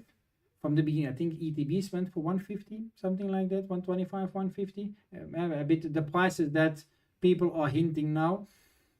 And in the end, a while afterwards, product was sitting on the shelves for a while until it dried up, and then prices went up again. So in the beginning, price was high, it crashed, it remained on the shelves for a long time, and then product dried up and it went up again. Is that now going to happen again? Pokemon is printing this to the ground. Are there good cards in it? Yes. Is it going to be interesting? Yes. But are you going to overpay in the beginning and perhaps not making any money on it? Yes. That's the big risk. So that's why I'm resisting the FOMO. I would like to open it. I would like to enjoy opening a UPC or opening an ETB. I would like to have an ETB for my personal collection. I'm going to buy one for my personal collection when it feels right, when I can perhaps snag something up somewhere at a decent price, below 100 euros, of course. But I don't have the actual urge of immediately falling into that FOMO, and I'm going to wait it out. Seeing what once down the road in the next months what I can get, and seeing what the market is going to say. But I think at a certain moment the market is going to be tired for the 30th as well. Once the new is away from it, it's going to reduce a little bit. And then also it could be that in case that the specialty set for January, February will be exciting, perhaps then people forget all about the 30th anniversary, or perhaps Ascended Heroes appreciates even more, and then perhaps people are looking more towards Ascended Heroes instead of other things. Difficult to predict. Also, what I take into account is there are several sets going out of rotation, going out of print in April next year. There's an interesting block going out. Prismatic Evolutions is between it. It's going out of rotation in April next year. What is that going to mean? Are people going to jump into a Prismatic? Because we are going to get final batches of those sets that are going to go out of print. Stellar Crown, Shrouded, Prismatic, what else? Forgetting about something. Journey, not yet. Journey and Destined, I think that's 2027. I think, yeah. So you need to take into account everything. With low capital, is it worth to search for a small wholesaler, or is it better to buy from Card Market from a professional and charge 5 to 10 euros extra on your own site to raise capital? Card Market takes already 5%. Card Market takes 5%, which could be 5% you could gain on it. What I did in the beginning when I started, I made a video about that. I explained my business. It's a video of 40 minutes. I know it's a long video. But I explained also how I started my business, how I found my suppliers, and that is an interesting part. I found several suppliers through Card Market. Why is that? Because that's a platform bringing everybody together. But did I bought through Card Market? Most of the time, no, because I know Card Market takes a commission. So I then want to make it interesting for both the seller and for me. And if we can reduce that 5%, or sometimes they even give more than 5% when doing business to business, B2B sales. Sometimes they also mention it, B2B is available. It's not always interesting, because I have been in contact with certain companies that said, yeah, contact us for B2B. And then you ask an offer, then they give you there an offer back that you say, hey guy, is that B2B? What the fuck?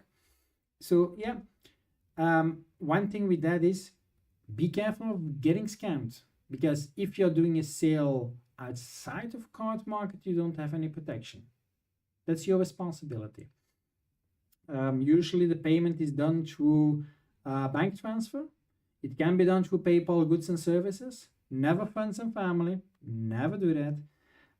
It can be done through that, but then you don't have protection. Through PayPal you have protection, but there you also pay, let's say 4%. So there, once again, you're losing a part of your potential margin profit. That's how I started in the beginning. I was thinking, okay, how can I make sure that the products that I'm buying, that I get a good margin on top of it? Because in the beginning, I was only taking like 15% margin on my profits, profit on my products. 15% was not enough. Now I'm going for 20, because my business needs 20. You have overhead, you want to grow the business. 20% is what I'm aiming for. On some products you can have more if it appreciates. On some products you sometimes have less. I have products where I only have 15%. It depends a little bit what your target is, how fast you sometimes want to get rid of product, if it is really burn and churn that you want to do. Depends a little bit. So do your investigation on Card Market.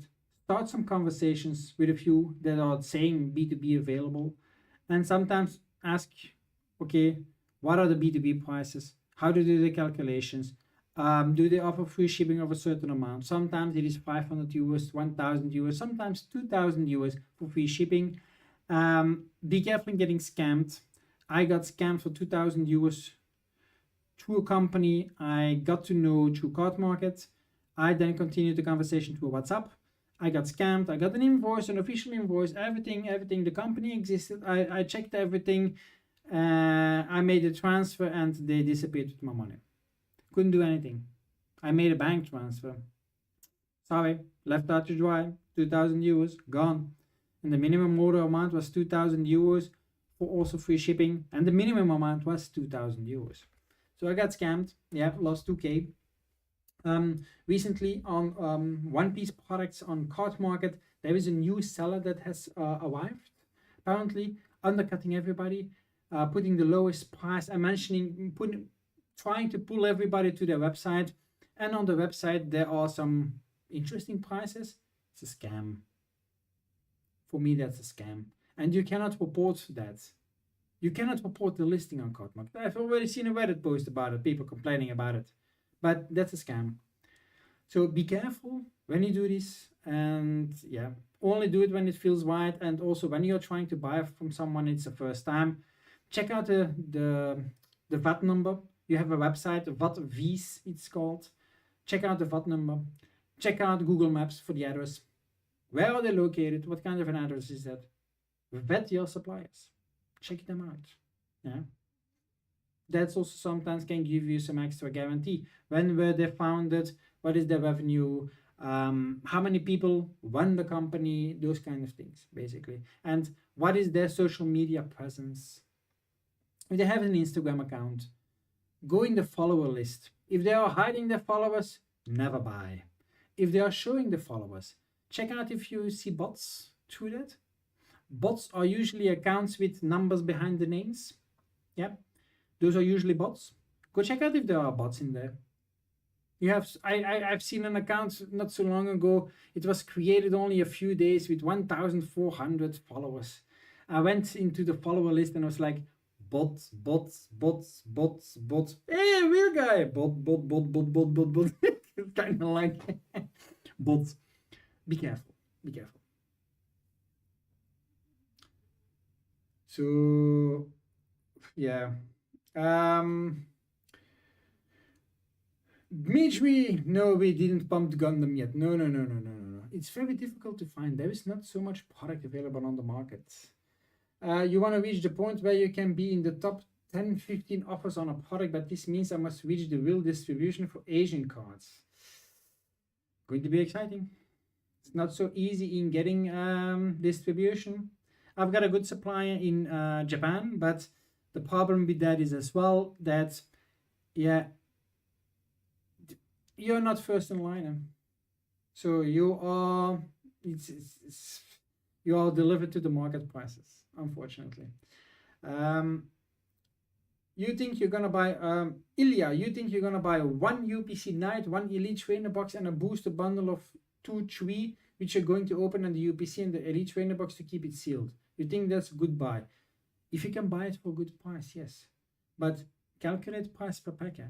You are dealing with a booster pack with 5 cards in it. 5. It's not a booster pack of 10 cards. The Elite Trainer box has only 9 booster packs. 9 packs of 5 cards. And then the promo card, of course. The UPC has 30 booster packs, if I'm not mistaken, and then the promo cards. Calculate price per pack. So the EDB, don't pay more than 100 euros for that. That is ridiculous. 9 packs, 100 euros. Imagine that you're paying 10 euros a pack and then 10 euros for the promo card. Or the accessories, etc. The accessories in the ETB, that's, sorry. For collectors, you're not dealing with that. It's nothing. For the UPC, that's a little bit different because there you have a really nice playmat. That's a premium product. Yeah, okay, that's something else. But still, it needs to be in correlation a bit with the price per pack, and then okay, a bit extra for then the accessories and the experience, let's call it. 15-20% before or after taxes. After taxes, I take my price that I bought it, excluding taxes. I do 20% on top, and then I calculate my taxes, and that's my sell price. That's how I do it. Otherwise, there is not enough skin on the bone. You will have a good business, but you will not grow, not good enough. Yeah, if you're competing with bigger stores with distribution, and they are making sometimes 100% margin. It is very difficult to compete, and you also need to grow. And okay, sometimes you need to make a bit of a decision because not every product is a hit.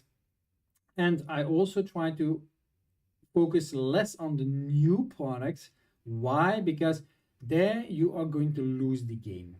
I focus more on, I have several investments. Check out my website, then you get an idea, okay, what kind of products I have sitting. I have Black Bolt, White Flare, ETBs. I have Ascended ETBs, okay, that's from January, okay. I have Silver Tempest ETBs. I have Pokemon Go ETBs. I have Silver Tempest Premium Checklane Blisters. I still have Fusion Strike. I have so many products that are a bit older that are already appreciated. If I now sell them, I am also making 100% margin on those because I've played the waiting game. And that is now something also that you need to have product to sell immediately to your customers, and you need to have product. I did that with my profit.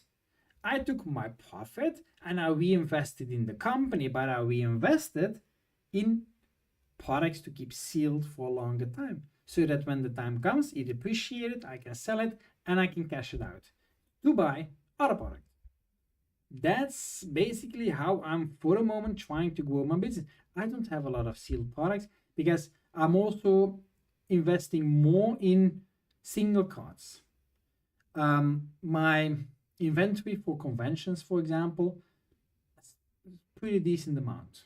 Yeah, so I have less capital for the moment in actual in actual products on my website, but I have also capital for my conventions. That I'm doing 9 conventions in the upcoming weeks. I need to have product. Otherwise, I'm standing there with nothing. I did the last month an investment of I think around 150 to 200 PSA 10 slabs, something like that. An enormous amount of slabs. So that's also capital. So it depends what kind of a business you want to run, basically. But you need to think about it sometimes. And for me, I was in the beginning when I started, I was counting only on sealed products. And that almost meant the downfall for my business. And I needed to add single cards. Now, when I'm not selling sealed products, if I'm not able to get decent products, I cannot be competitive. I'm not buying sealed products, but I'm focusing on my single cards. The money comes in. I ride the waves. If I have a dip in sealed, I have a good amount of single cards usually that get sold. Last week, did I sold anything sealed? I don't think so. Yeah, because I'm now selling several cases, so and the product availability is limited, but I had a big amount of sales for single cards. Do you hear me complaining? No. What else do I get? I get the rip and ship. I also get money from rip and ship. That also comes in. What else do I get? I'm now starting to make money with YouTube. My first payment is gonna come in soon. Next month I'm going to receive my first payment from YouTube. That's not a lot. We're talking here about what, 75 euros? That's not a lot, but it is money. And all small things in the end add up. And that is, I got sealed products, I got single cards, I got social media, I got conventions. In the end, the pie is bigger than just the sealed products alone. I always say also, I'm saying this already for years to myself, don't put all your eggs in one basket. And in the beginning, I actually made that mistake. All my eggs were in one basket. And last year, I came at a point, I want to quit. I had some talks and then I decided, you're being stupid. All your eggs are in one basket. Idiot. So, yeah. You once reported the listing and the user on card market received a quick response, but that's probably a long time ago because you mentioned a quick response. I don't see that happening anytime soon. Yeah, there are not many good Asian suppliers. Most offer same prices as card market or very little lower than card market while adding taxes, duty fees. Lately, yes, but I am someone that takes the time to read the market. So I am, when I get a proposition, when I get prices for something in Japan, I cross-check what is now going on card markets, what is going on retail stores. I'm not only focusing on prices from card market. Not everybody knows card market, guys. Hello, the world is bigger than card market. The amount of people that say card market, what's that? You're gonna be surprised. But what I do is I have a price list for my Japanese suppliers. I go through that every day. Let's say every day, in the morning or in the afternoon, something like that. I go through the prices and I check it out. If I then see certain prices and I say, I want to get that product, is it interesting or not? I go on card market, I look up the product, and I'm going to see where my most sales are. Newsflash, Belgium and the Netherlands. My most sales are Belgium and the Netherlands. Yeah, that's now how the cookie crumbles. I also don't do advertising. Yeah, I don't do Google advertisements, but my biggest market is Belgium and the Netherlands. Yeah, and then I go on Google and I look up the product and I go and see, okay, what are stores asking? I see in the sponsored section, what is there mentioned, products for that. And also I check the listings, the first 2-3 pages, something like that. And I go see, okay, what are the stores asking? And then if I buy the product, if I do shipping, taxes, duty, and I take my margin, can I be competitive with one card market? Can I be competitive with other retail stores? I never put sealed products on card market because I refuse to give the 5% on to card market. That 5% is my commission. I'm doing the work. Card market is doing jack shit. So I don't put sealed product on card market. I don't like that. And but I do a bit of a cross check between them to define, is this product going to be interesting for me? Is it not interesting? If the risk is bigger than the profit I can make from it, I skip. I also then analyze for my whip and ship, of course. If I'm planning to buy something and I'm saying, okay, this is going to be for my whip and ship as well, then I'm doing an extra analysis and I'm going to compare with competitors in the whip and ship scene.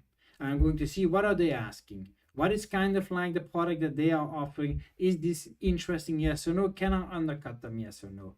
And also then I try to read, okay, what are my customers? What are they looking for? Or is this a product that they are looking for? Or am I perhaps going to be left with the back? Those are all exercises that I make. There is a lot more that comes at play in just buying things and hoping it will sell, because I tried that. I did that. That was my tactic in the beginning. Newsflash. No! I still have more than 200 Funko Pops like that. Someone wants Funko? No shit. I got 3K of Funko Pops. It's not selling. But it's 3K that is stuck. By the way, 3K purchasing price. Huh? That's not the sale price. That's purchasing price. I'm liquidating it for the moment for... No, it was more than 3K. Taxes included was more than 3K. I think excluding taxes was already 3K. I'm liquidating it for 2.5, excluding taxes. Making a loss on it, but I need to get rid of it. So that's running a business is not always But what's my opinion on Korean products? I was very, very positive about Korean products. Still am to a certain degree. Korean products have changed also a lot the last few months. In the month of May, we have gotten the MSRP increase, 50%. That's made a dent in the popularity. The product is still being sold, but on conventions, it's being skipped again. Perhaps that is because Japanese products, especially the latest products, have come down again. Scarlet and Violet sets remain expensive in Japan, so there is still a market for Korean. But for the Mega Evolution sets, Japanese has become more interesting than Korean.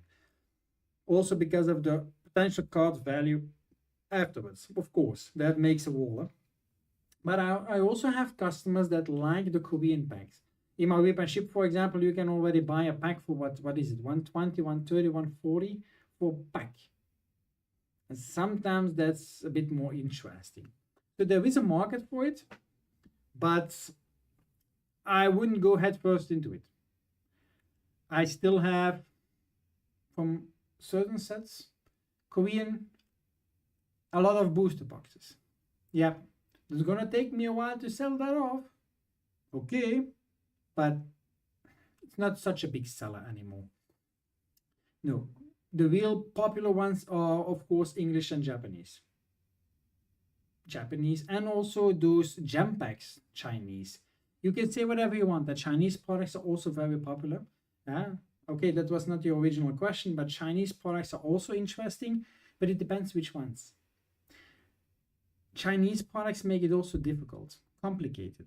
You have slim booster boxes and you have jumbo booster boxes. Interesting, right? Sometimes a customer don't always know what to buy. Sometimes you have customers that say, "Oh no, I don't want the slim packs." Then you see for the jumbo packs, and then those are not buying anymore. Then it's, "Oh no, I want the slim packs." Oh, for God's sakes! You then have gem packs, also a popular product. People like gem packs. That's also something. But then other sets, sometimes I have 2 Chinese sets, jumbo boxes, where the Blaziken is in. They are still Sword and Shield sets. I have still quite a few booster boxes of those. but I'm now only focusing for the Chinese on gem packs. That's the only thing I care about for the moment. Nothing else. Although there are interesting sets sometimes, but to be honest, if you want some guarantee that it will sell in the end, gem packs. Yeah. Also be careful because now the gem pack 6, that's not going to be very popular for a long time. There's just with the apple, not so magnificent. No. Kodo, trying to get as much information as I can from anyone. Currently, I'm waiting for my registration papers. Registration papers from what? For card market, you mean, or what do you mean? For the business in general. You're starting up a business, or Matthias, you're trying to sell some 10 euro cost cards on card market, but it's really hard as obviously nobody trusts me yet with only one sale so far. People say that, but not everybody looks at it. Not everybody looks at the amount of sales that you have. Because a new person coming on card market, they don't even understand that properly. It can take them a while before they understand. And then you have others that prefer to buy from professionals. Why is that? Because then they are covered by the law, consumer law. Yeah. If I buy a card from you, I don't have any consumer law protection because you are an individual, private. That's the difference. Yes. That's also why sometimes I'm selling cards for 5 cents bulk, and why then others that are offering the card for 2 cents, private individuals, are not selling it, because there is a little bit more guarantee. Because if the letter gets lost, I need to refund you. Yeah, you don't need to refund me. There is nobody forcing you to refund me. I'm obligated by the law to refund you. That's a different perception. But don't give up, and don't always try to undercut everybody. I focus on the market where I sell the most. Where do I sell the most on card market? To be honest, Belgium. The card market is suffering a lot from shipping costs. That all started in January, guys, when the rules changed, when the tracking didn't, when the registered letter was not allowed anymore to contain trading cards, because that is a product and you're not allowed to send products in letters anymore, although it's simple cardboard, but it is not allowed anymore. So when now someone is buying more than 25 euros in cards, it's automatically a parcel. So then they are going, sometimes if someone from the Netherlands buys from me, buys for a card more than 25 euros, instead of paying 3.37 euros for the priority stamp, they are now paying, what is it, depending which country, 9.65 or 10.50 or whatever price it is for parcel. That is the jump between 3.37 and then already 10 euros or more. This is a big jump for a card that is perhaps 35 euros. That jump is real. So yeah, that changes a lot. So my most sales are people from Belgium.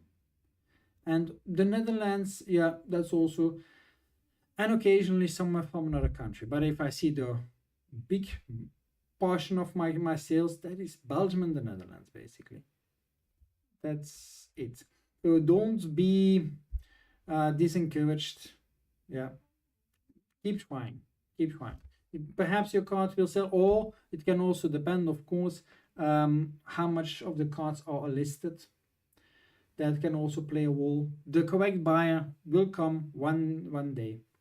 Yeah. So if I price my cards, I don't look at who is pricing their card in Spain, the same one. I don't care what someone is in Spain is asking. I check Belgium and the Netherlands with a main focus on Belgium. Why? I just explained you, most of my sales are Belgium. So that's what I'm focusing on. And if you are from Belgium, then focus mainly on the prices from Belgium and perhaps eyeball the Netherlands. But that's a bit the thing that you need to try. Yeah. Kodo, buying single, wholesale, or opening some stuff that you can't sell.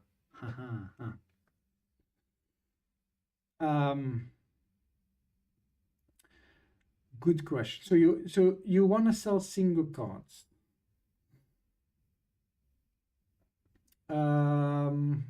You want to sell single cards. Yes, I made a video talking about single cards. If you haven't watched that video yet, go and check it out, because there I give also some details how I deal with bulk, because I explained a bulk purchase that I did. The bulk purchase, these are the boxes that you see there.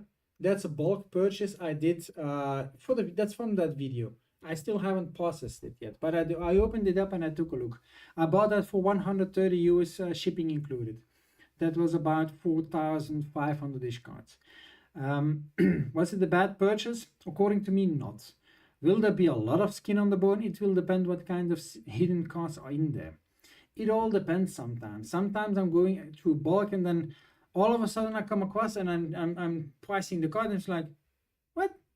That card is 2 euros. What? Sometimes there is a hidden gem. I had it previously also when I bought another collection. There were also some cards in it that sometimes are a hidden gem. That can be. But buying collections online, but buying bulk online, that's the difference. Be careful, because I am also going to sell my bulk online.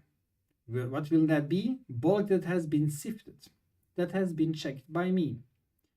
Meaning the cards that are interesting for me, that are useful, that have a certain value, are not in there anymore. Yeah, you have other stores that are doing that as well. You on how is that application? Katawiki. On Katawiki you see it a lot. There is also a company from Belgium that is doing that a lot, and they are selling that through Katawiki. That's filtered, that's sifted bulk. There is no value in it. They are doing that for Magic the Gathering, One Piece, all you name it. That is, in my opinion, worthless bulk. Don't do that. Yeah. Buy collections. Buy collections. Buy from collectors. Don't buy from players. That's played bulk. Don't buy from players. Buy from collectors that open up product for fun, that try to collect sets, and that afterwards sell the bulk that they have or sell the double cards that they have. Buy that. It doesn't need to be sealed product. Huh? You can just buy, for example, that is a collector. That is someone that collects. That bulk has not been sifted.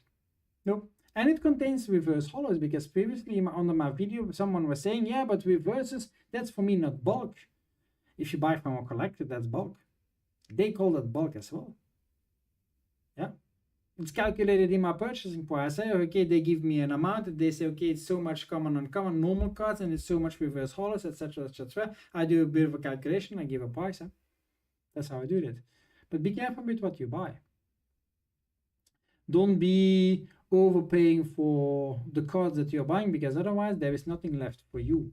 And also be careful, because some say, yeah, it's near mint, until you get the cards in your hands, and then it's like, I bought something like 4,000 cards to Katawiki. It was advertised, everything was near mint. I was like, oh, everything near mint, it was a good price. I received them 3,000 cards EX, 1,000 near mints. It was like, you fucker.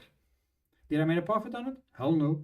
Did I try to open up a case with Katawiki? Yes. They said it was sold as advertised. Look at the pictures. It was like, you damn fuckers, it was advertised as fucking near mint. Yeah, we don't see the issue. Oh no, because you don't know anything about what you are offering here. That was the thing. So yes, opening up some stuff, that was something I didn't touch. I do that as well. I don't do that for Pokemon. I do that with stuff that I cannot sell, basically. Yes, but sometimes when I feel like opening up something, then I open up together something with Cindy.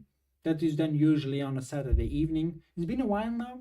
Then we open up a booster box. Can be anything, can be English or Japanese. Then we open that up, we have some fun, and then afterwards I sort the cards, check the quality, sleeve those bad boys up, and put them online.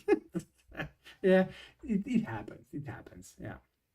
Then we take out if we want some cards for our own collection, and for the rest we sell them off. What do we open that doesn't sell? Yu-Gi-Oh, for example. Yes. Star Wars Unlimited, I opened everything I had. I completely said, fuck that shit. I'm opening up everything and I'm putting it up for sale. Yes. Those are now examples, yeah, of products that I still had. So you can do that, but will it sell? No, I opened few booster boxes of Digimon as well that didn't sold. Sometimes I sell 1 card a week. Last week it was 2 cards. Oh, I was so proud of myself. I sold 2 cards of Digimon. I was like, woo! But yeah, Star Wars Unlimited 1. I sold 1 of Twilight. Yes. Wow. So yeah, wow. Ilya, do you think card game shop in Belgium will sell the products for a good price? Because my plan is to buy my products in this store on the day of the release. Card game shop.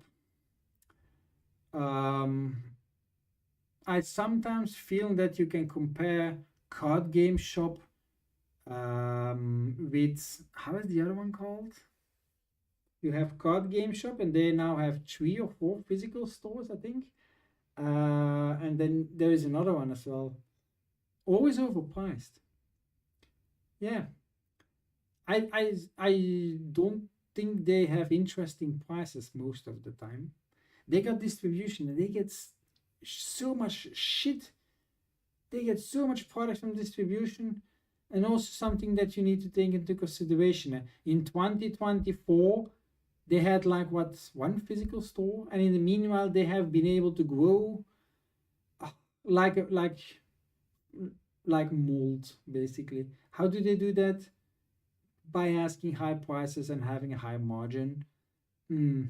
There are better stores out there. I'm perhaps talking against my own shopper, but those stores are not in Belgium. There are stores that are trying to do it still for MSRP. They don't always succeed there, but they are not in Belgium.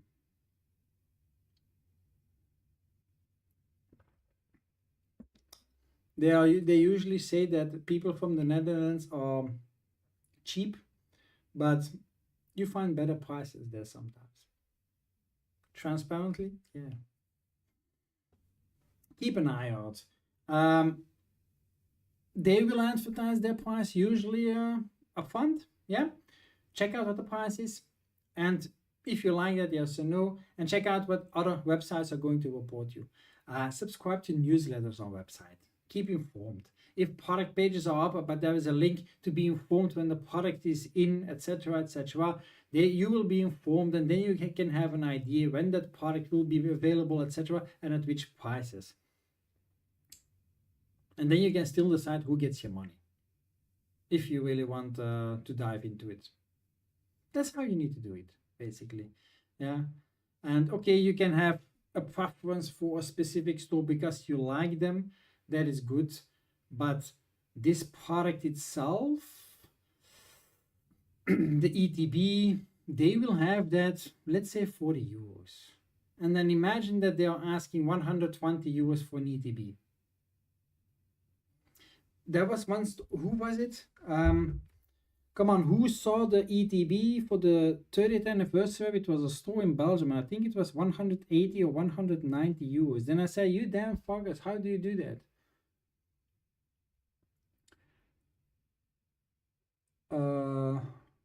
Yeah, Ilya, you're welcome. You're welcome. I always try to share my insights of the market, and sometimes it's against my own business. But hey, I don't get distribution. I don't have these products, and I am especially not pumping my own bags.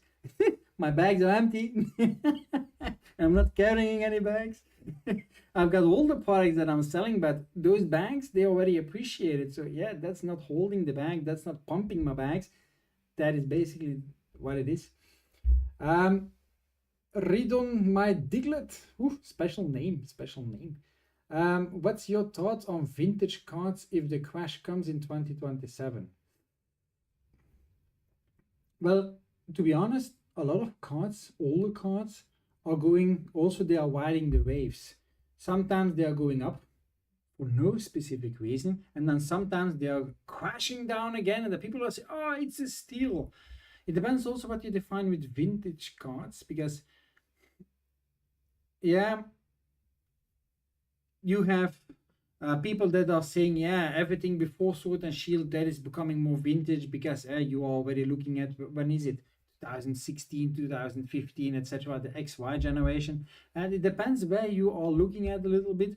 Don't forget, we are already Sword and Shield, Scarlet and Violet, Mega Evolution. There is already a lot of time coming in between. We are almost at Gen 10 next year. See, it depends a little bit. I have a lot less experience with vintage cards, but what I see on the market is there are not so many people looking for vintage cards as well. And that is also, I have the impression that there are so many new people in the hobby since 2024. They don't even know about all the vintage sets. They don't even know about all the previous things that existed. They perhaps have seen here and there a card, but they don't understand the history. They don't perhaps understand the shenanigans that went on previously. Booster packs that got weight, that were easily to be weighed. They don't understand sometimes why there is a code card inside these packs to throw off the weight, of course. A lot of people don't even understand all those things. A fusion pack, fusion strike pack, lost origin pack, all the packs. Sometimes that they are buying packs at conventions and things like that they don't even think about, oh yeah, is this now a heavy or is this now a light pack? A lot of people don't even understand. So it is then sometimes difficult to see, okay, what is now the popularity of vintage? I have the feeling that the crowd for vintage is becoming smaller and smaller in percentage. Why is that? Because people are sometimes only looking for the latest and the greatest. Sometimes I have the feeling. And also this year, the amount of people that told me, yeah, I just started collecting. Yeah, I'm just new to the hobby. How many times I have heard that? Or that people buy them off through card market from me. Yeah, this is my first start. I just started collecting and things like that. I don't really know how card market works. A lot. And where do people get the information? Bits and pieces everywhere. So it is a little bit, but then to answer your question about vintage cards, in the end, prices will keep going up because they will become scarce. But also another thing that you need to understand is the higher the price goes, the more difficult it's going to become to sell it. Because something that I also noticed is, and I already mentioned it previously, in the end, the most of the sales for those vintage things are vendor to vendor. Vendor to vendor. That is usually a vendor has it for, let's say, 1,000 euros, and that the other guy says, for me, I'm pretty sure that's going to be a 1,500 card by the end of the year. I'm going to buy it for 1,000 from him, and then next year I'm going to see if it appreciates and if I can sell it for 1,500. Then I got 500 US profit. I'm just holding it for 3 months and I'm going to hope it. Gambling. But I see it a lot, and I see it a lot at conventions as well, that before the convention starts, you already have vendors coming around, going to see there are some interesting deals.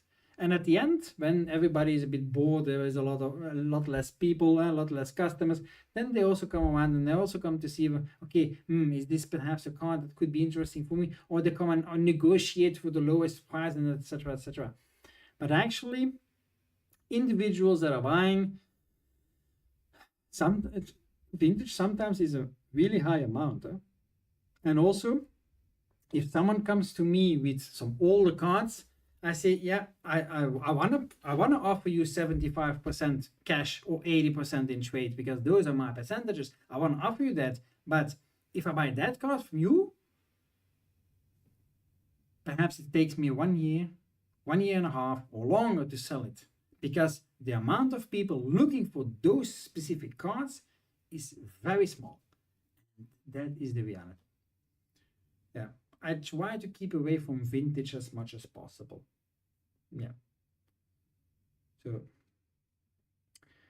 Ilya, yeah, in the Netherlands also you saw one website who was selling the UPC for €1,200 and the Elite Trainer box for 280, then I think who buys this? Sometimes you would be surprised. You would be surprised sometimes. Yeah. It was literally 5 minutes online. It was all out of stock. The store owners are literally sitting on their computers and laughing hard. Hey, you stupid people. Yeah, or it was botted. Huh? Sometimes bots are buying it as well. Huh? And then, yeah, someone is holding the bag. Yeah, if a bot is not configured correctly, they sometimes scoop it up. Huh? Like I mentioned in the beginning of the video, I think I had a bot on my website last week for the Paldean Fates tech sticker sealed case. I think it was, because it was scooped up way too fast, and then afterwards the seller tried to backtrack out of it via email. It was like, I asked him, but he didn't say that. He didn't said that it was a bot. He said, no, it was me. Yeah, what? I received the order 5 minutes after I placed it on my website, and you are accidentally on my website. Yeah, true. Don't believe that. But for the 30th anniversary, come on, guys.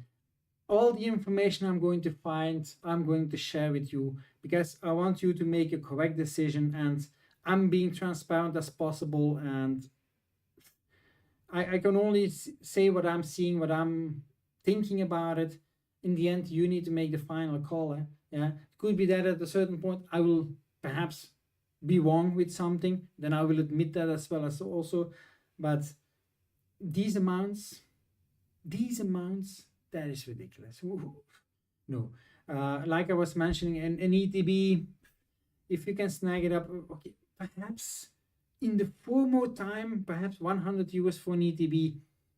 Perhaps it's the 30th anniversary. Anything above that, no. The UPC 250, perhaps 300, perhaps maximum 400, 500, 600. Who the hell is paying for that? No. Yeah. The booster bundles, I remember that it's already a few months ago. Someone on Facebook was trying to sell booster bundles for the 30th anniversary. Guys, it was a deal. It was a deal. Oh my God, you should have been there. You would have bought everything. €120 for a booster bundle. But he was offering discounts if you took more. You needed to take big amounts of booster bundles. Like, you stupid idiot, man. €120 for a booster bundle. 6 packs. It's like, okay, that guy, yeah. I don't know what he smoked that day, but I had the impression it was something really good. He was high up there. Oh my God, sometimes people they really think they won the lottery when they get some product from Pokemon. It's like, hey, I won the lottery. It's like, no, you didn't. It's like when I bought my Prismatic Evolutions ETBs. I knew I was buying them and it was a risk. And in the end, I bought them a bit too high. But I knew I was keeping them until they appreciate long enough. I'm not worried about that. I'm not even putting it on my website. I'm not even taking it along to conventions. I don't care for the moment. So that's, if you want to do some investing, use money you don't need. That's very important. Otherwise, you're going to have a problem the day you need to get out. You need to liquidate something and you're going to be stuck. That's a problem. Yeah. Yeah, then they are cooked.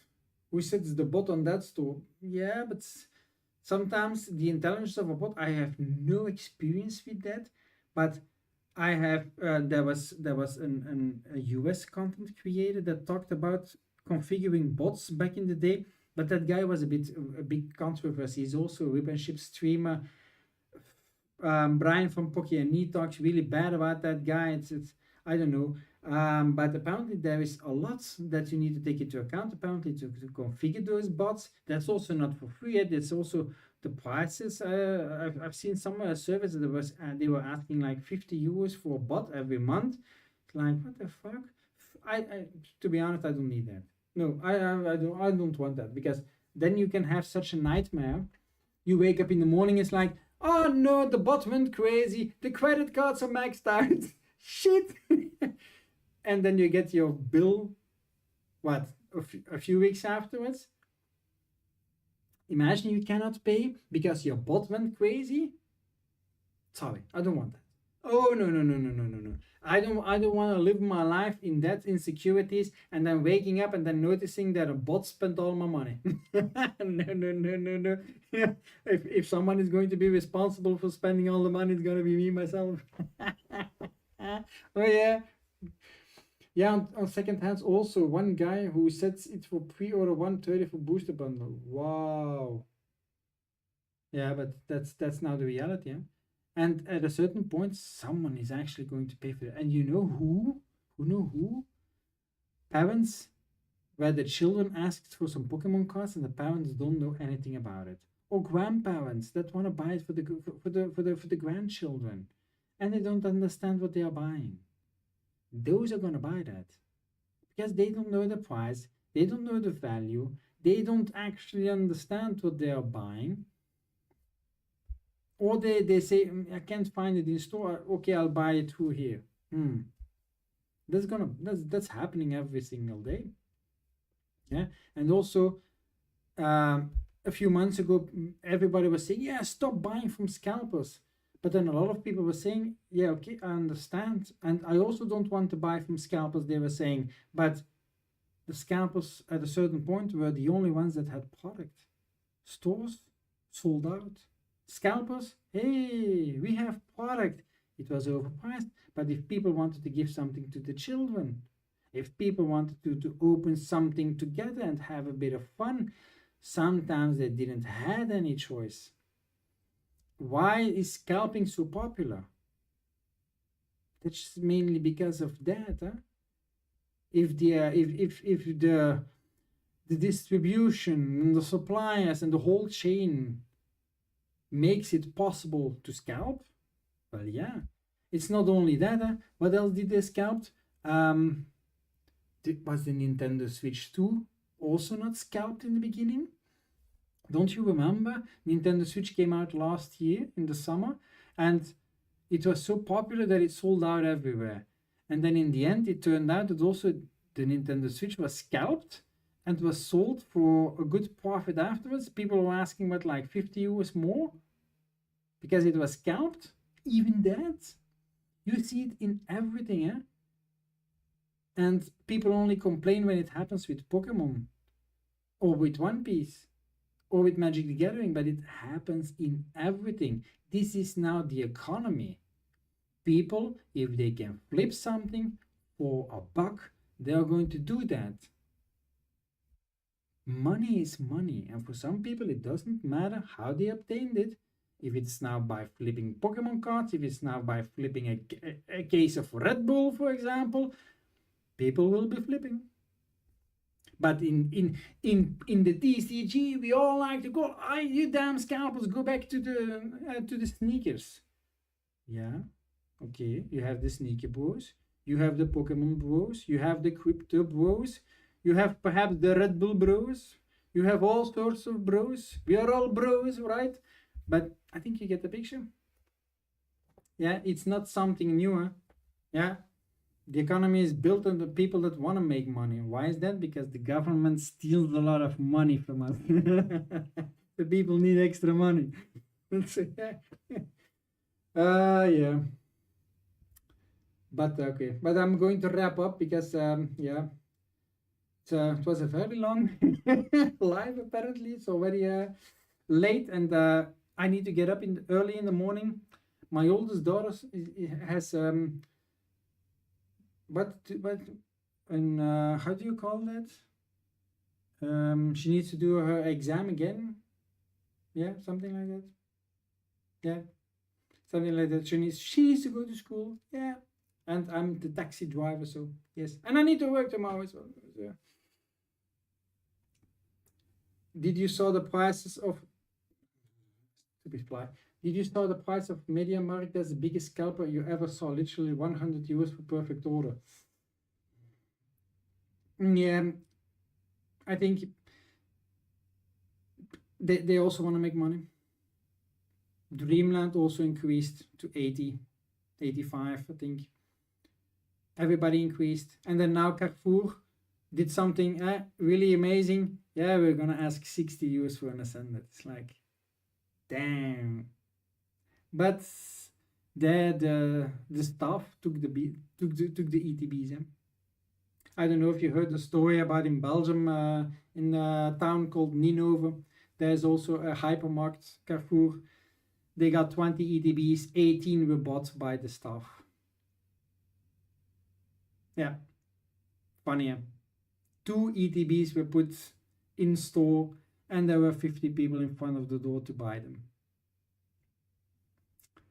And it got out that indeed they got 20 ETBs delivered, 2 cases, and staff bought 18.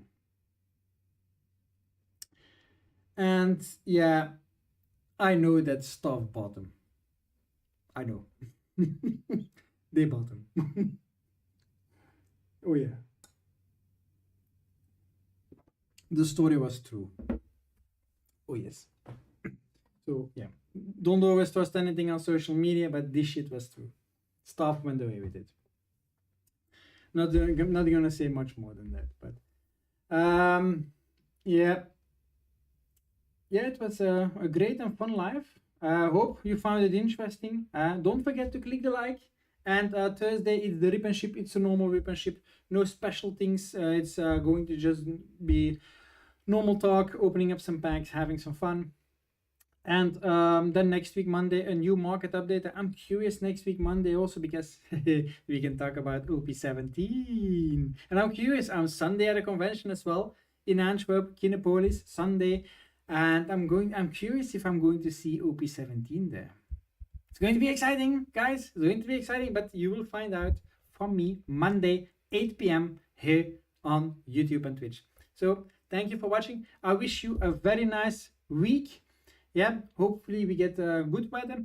Not too hot either, because otherwise I'm sitting inside all day. But yeah, we will talk soon. And thank you for being present, for the interesting talks. And I catch you later. Bye-bye.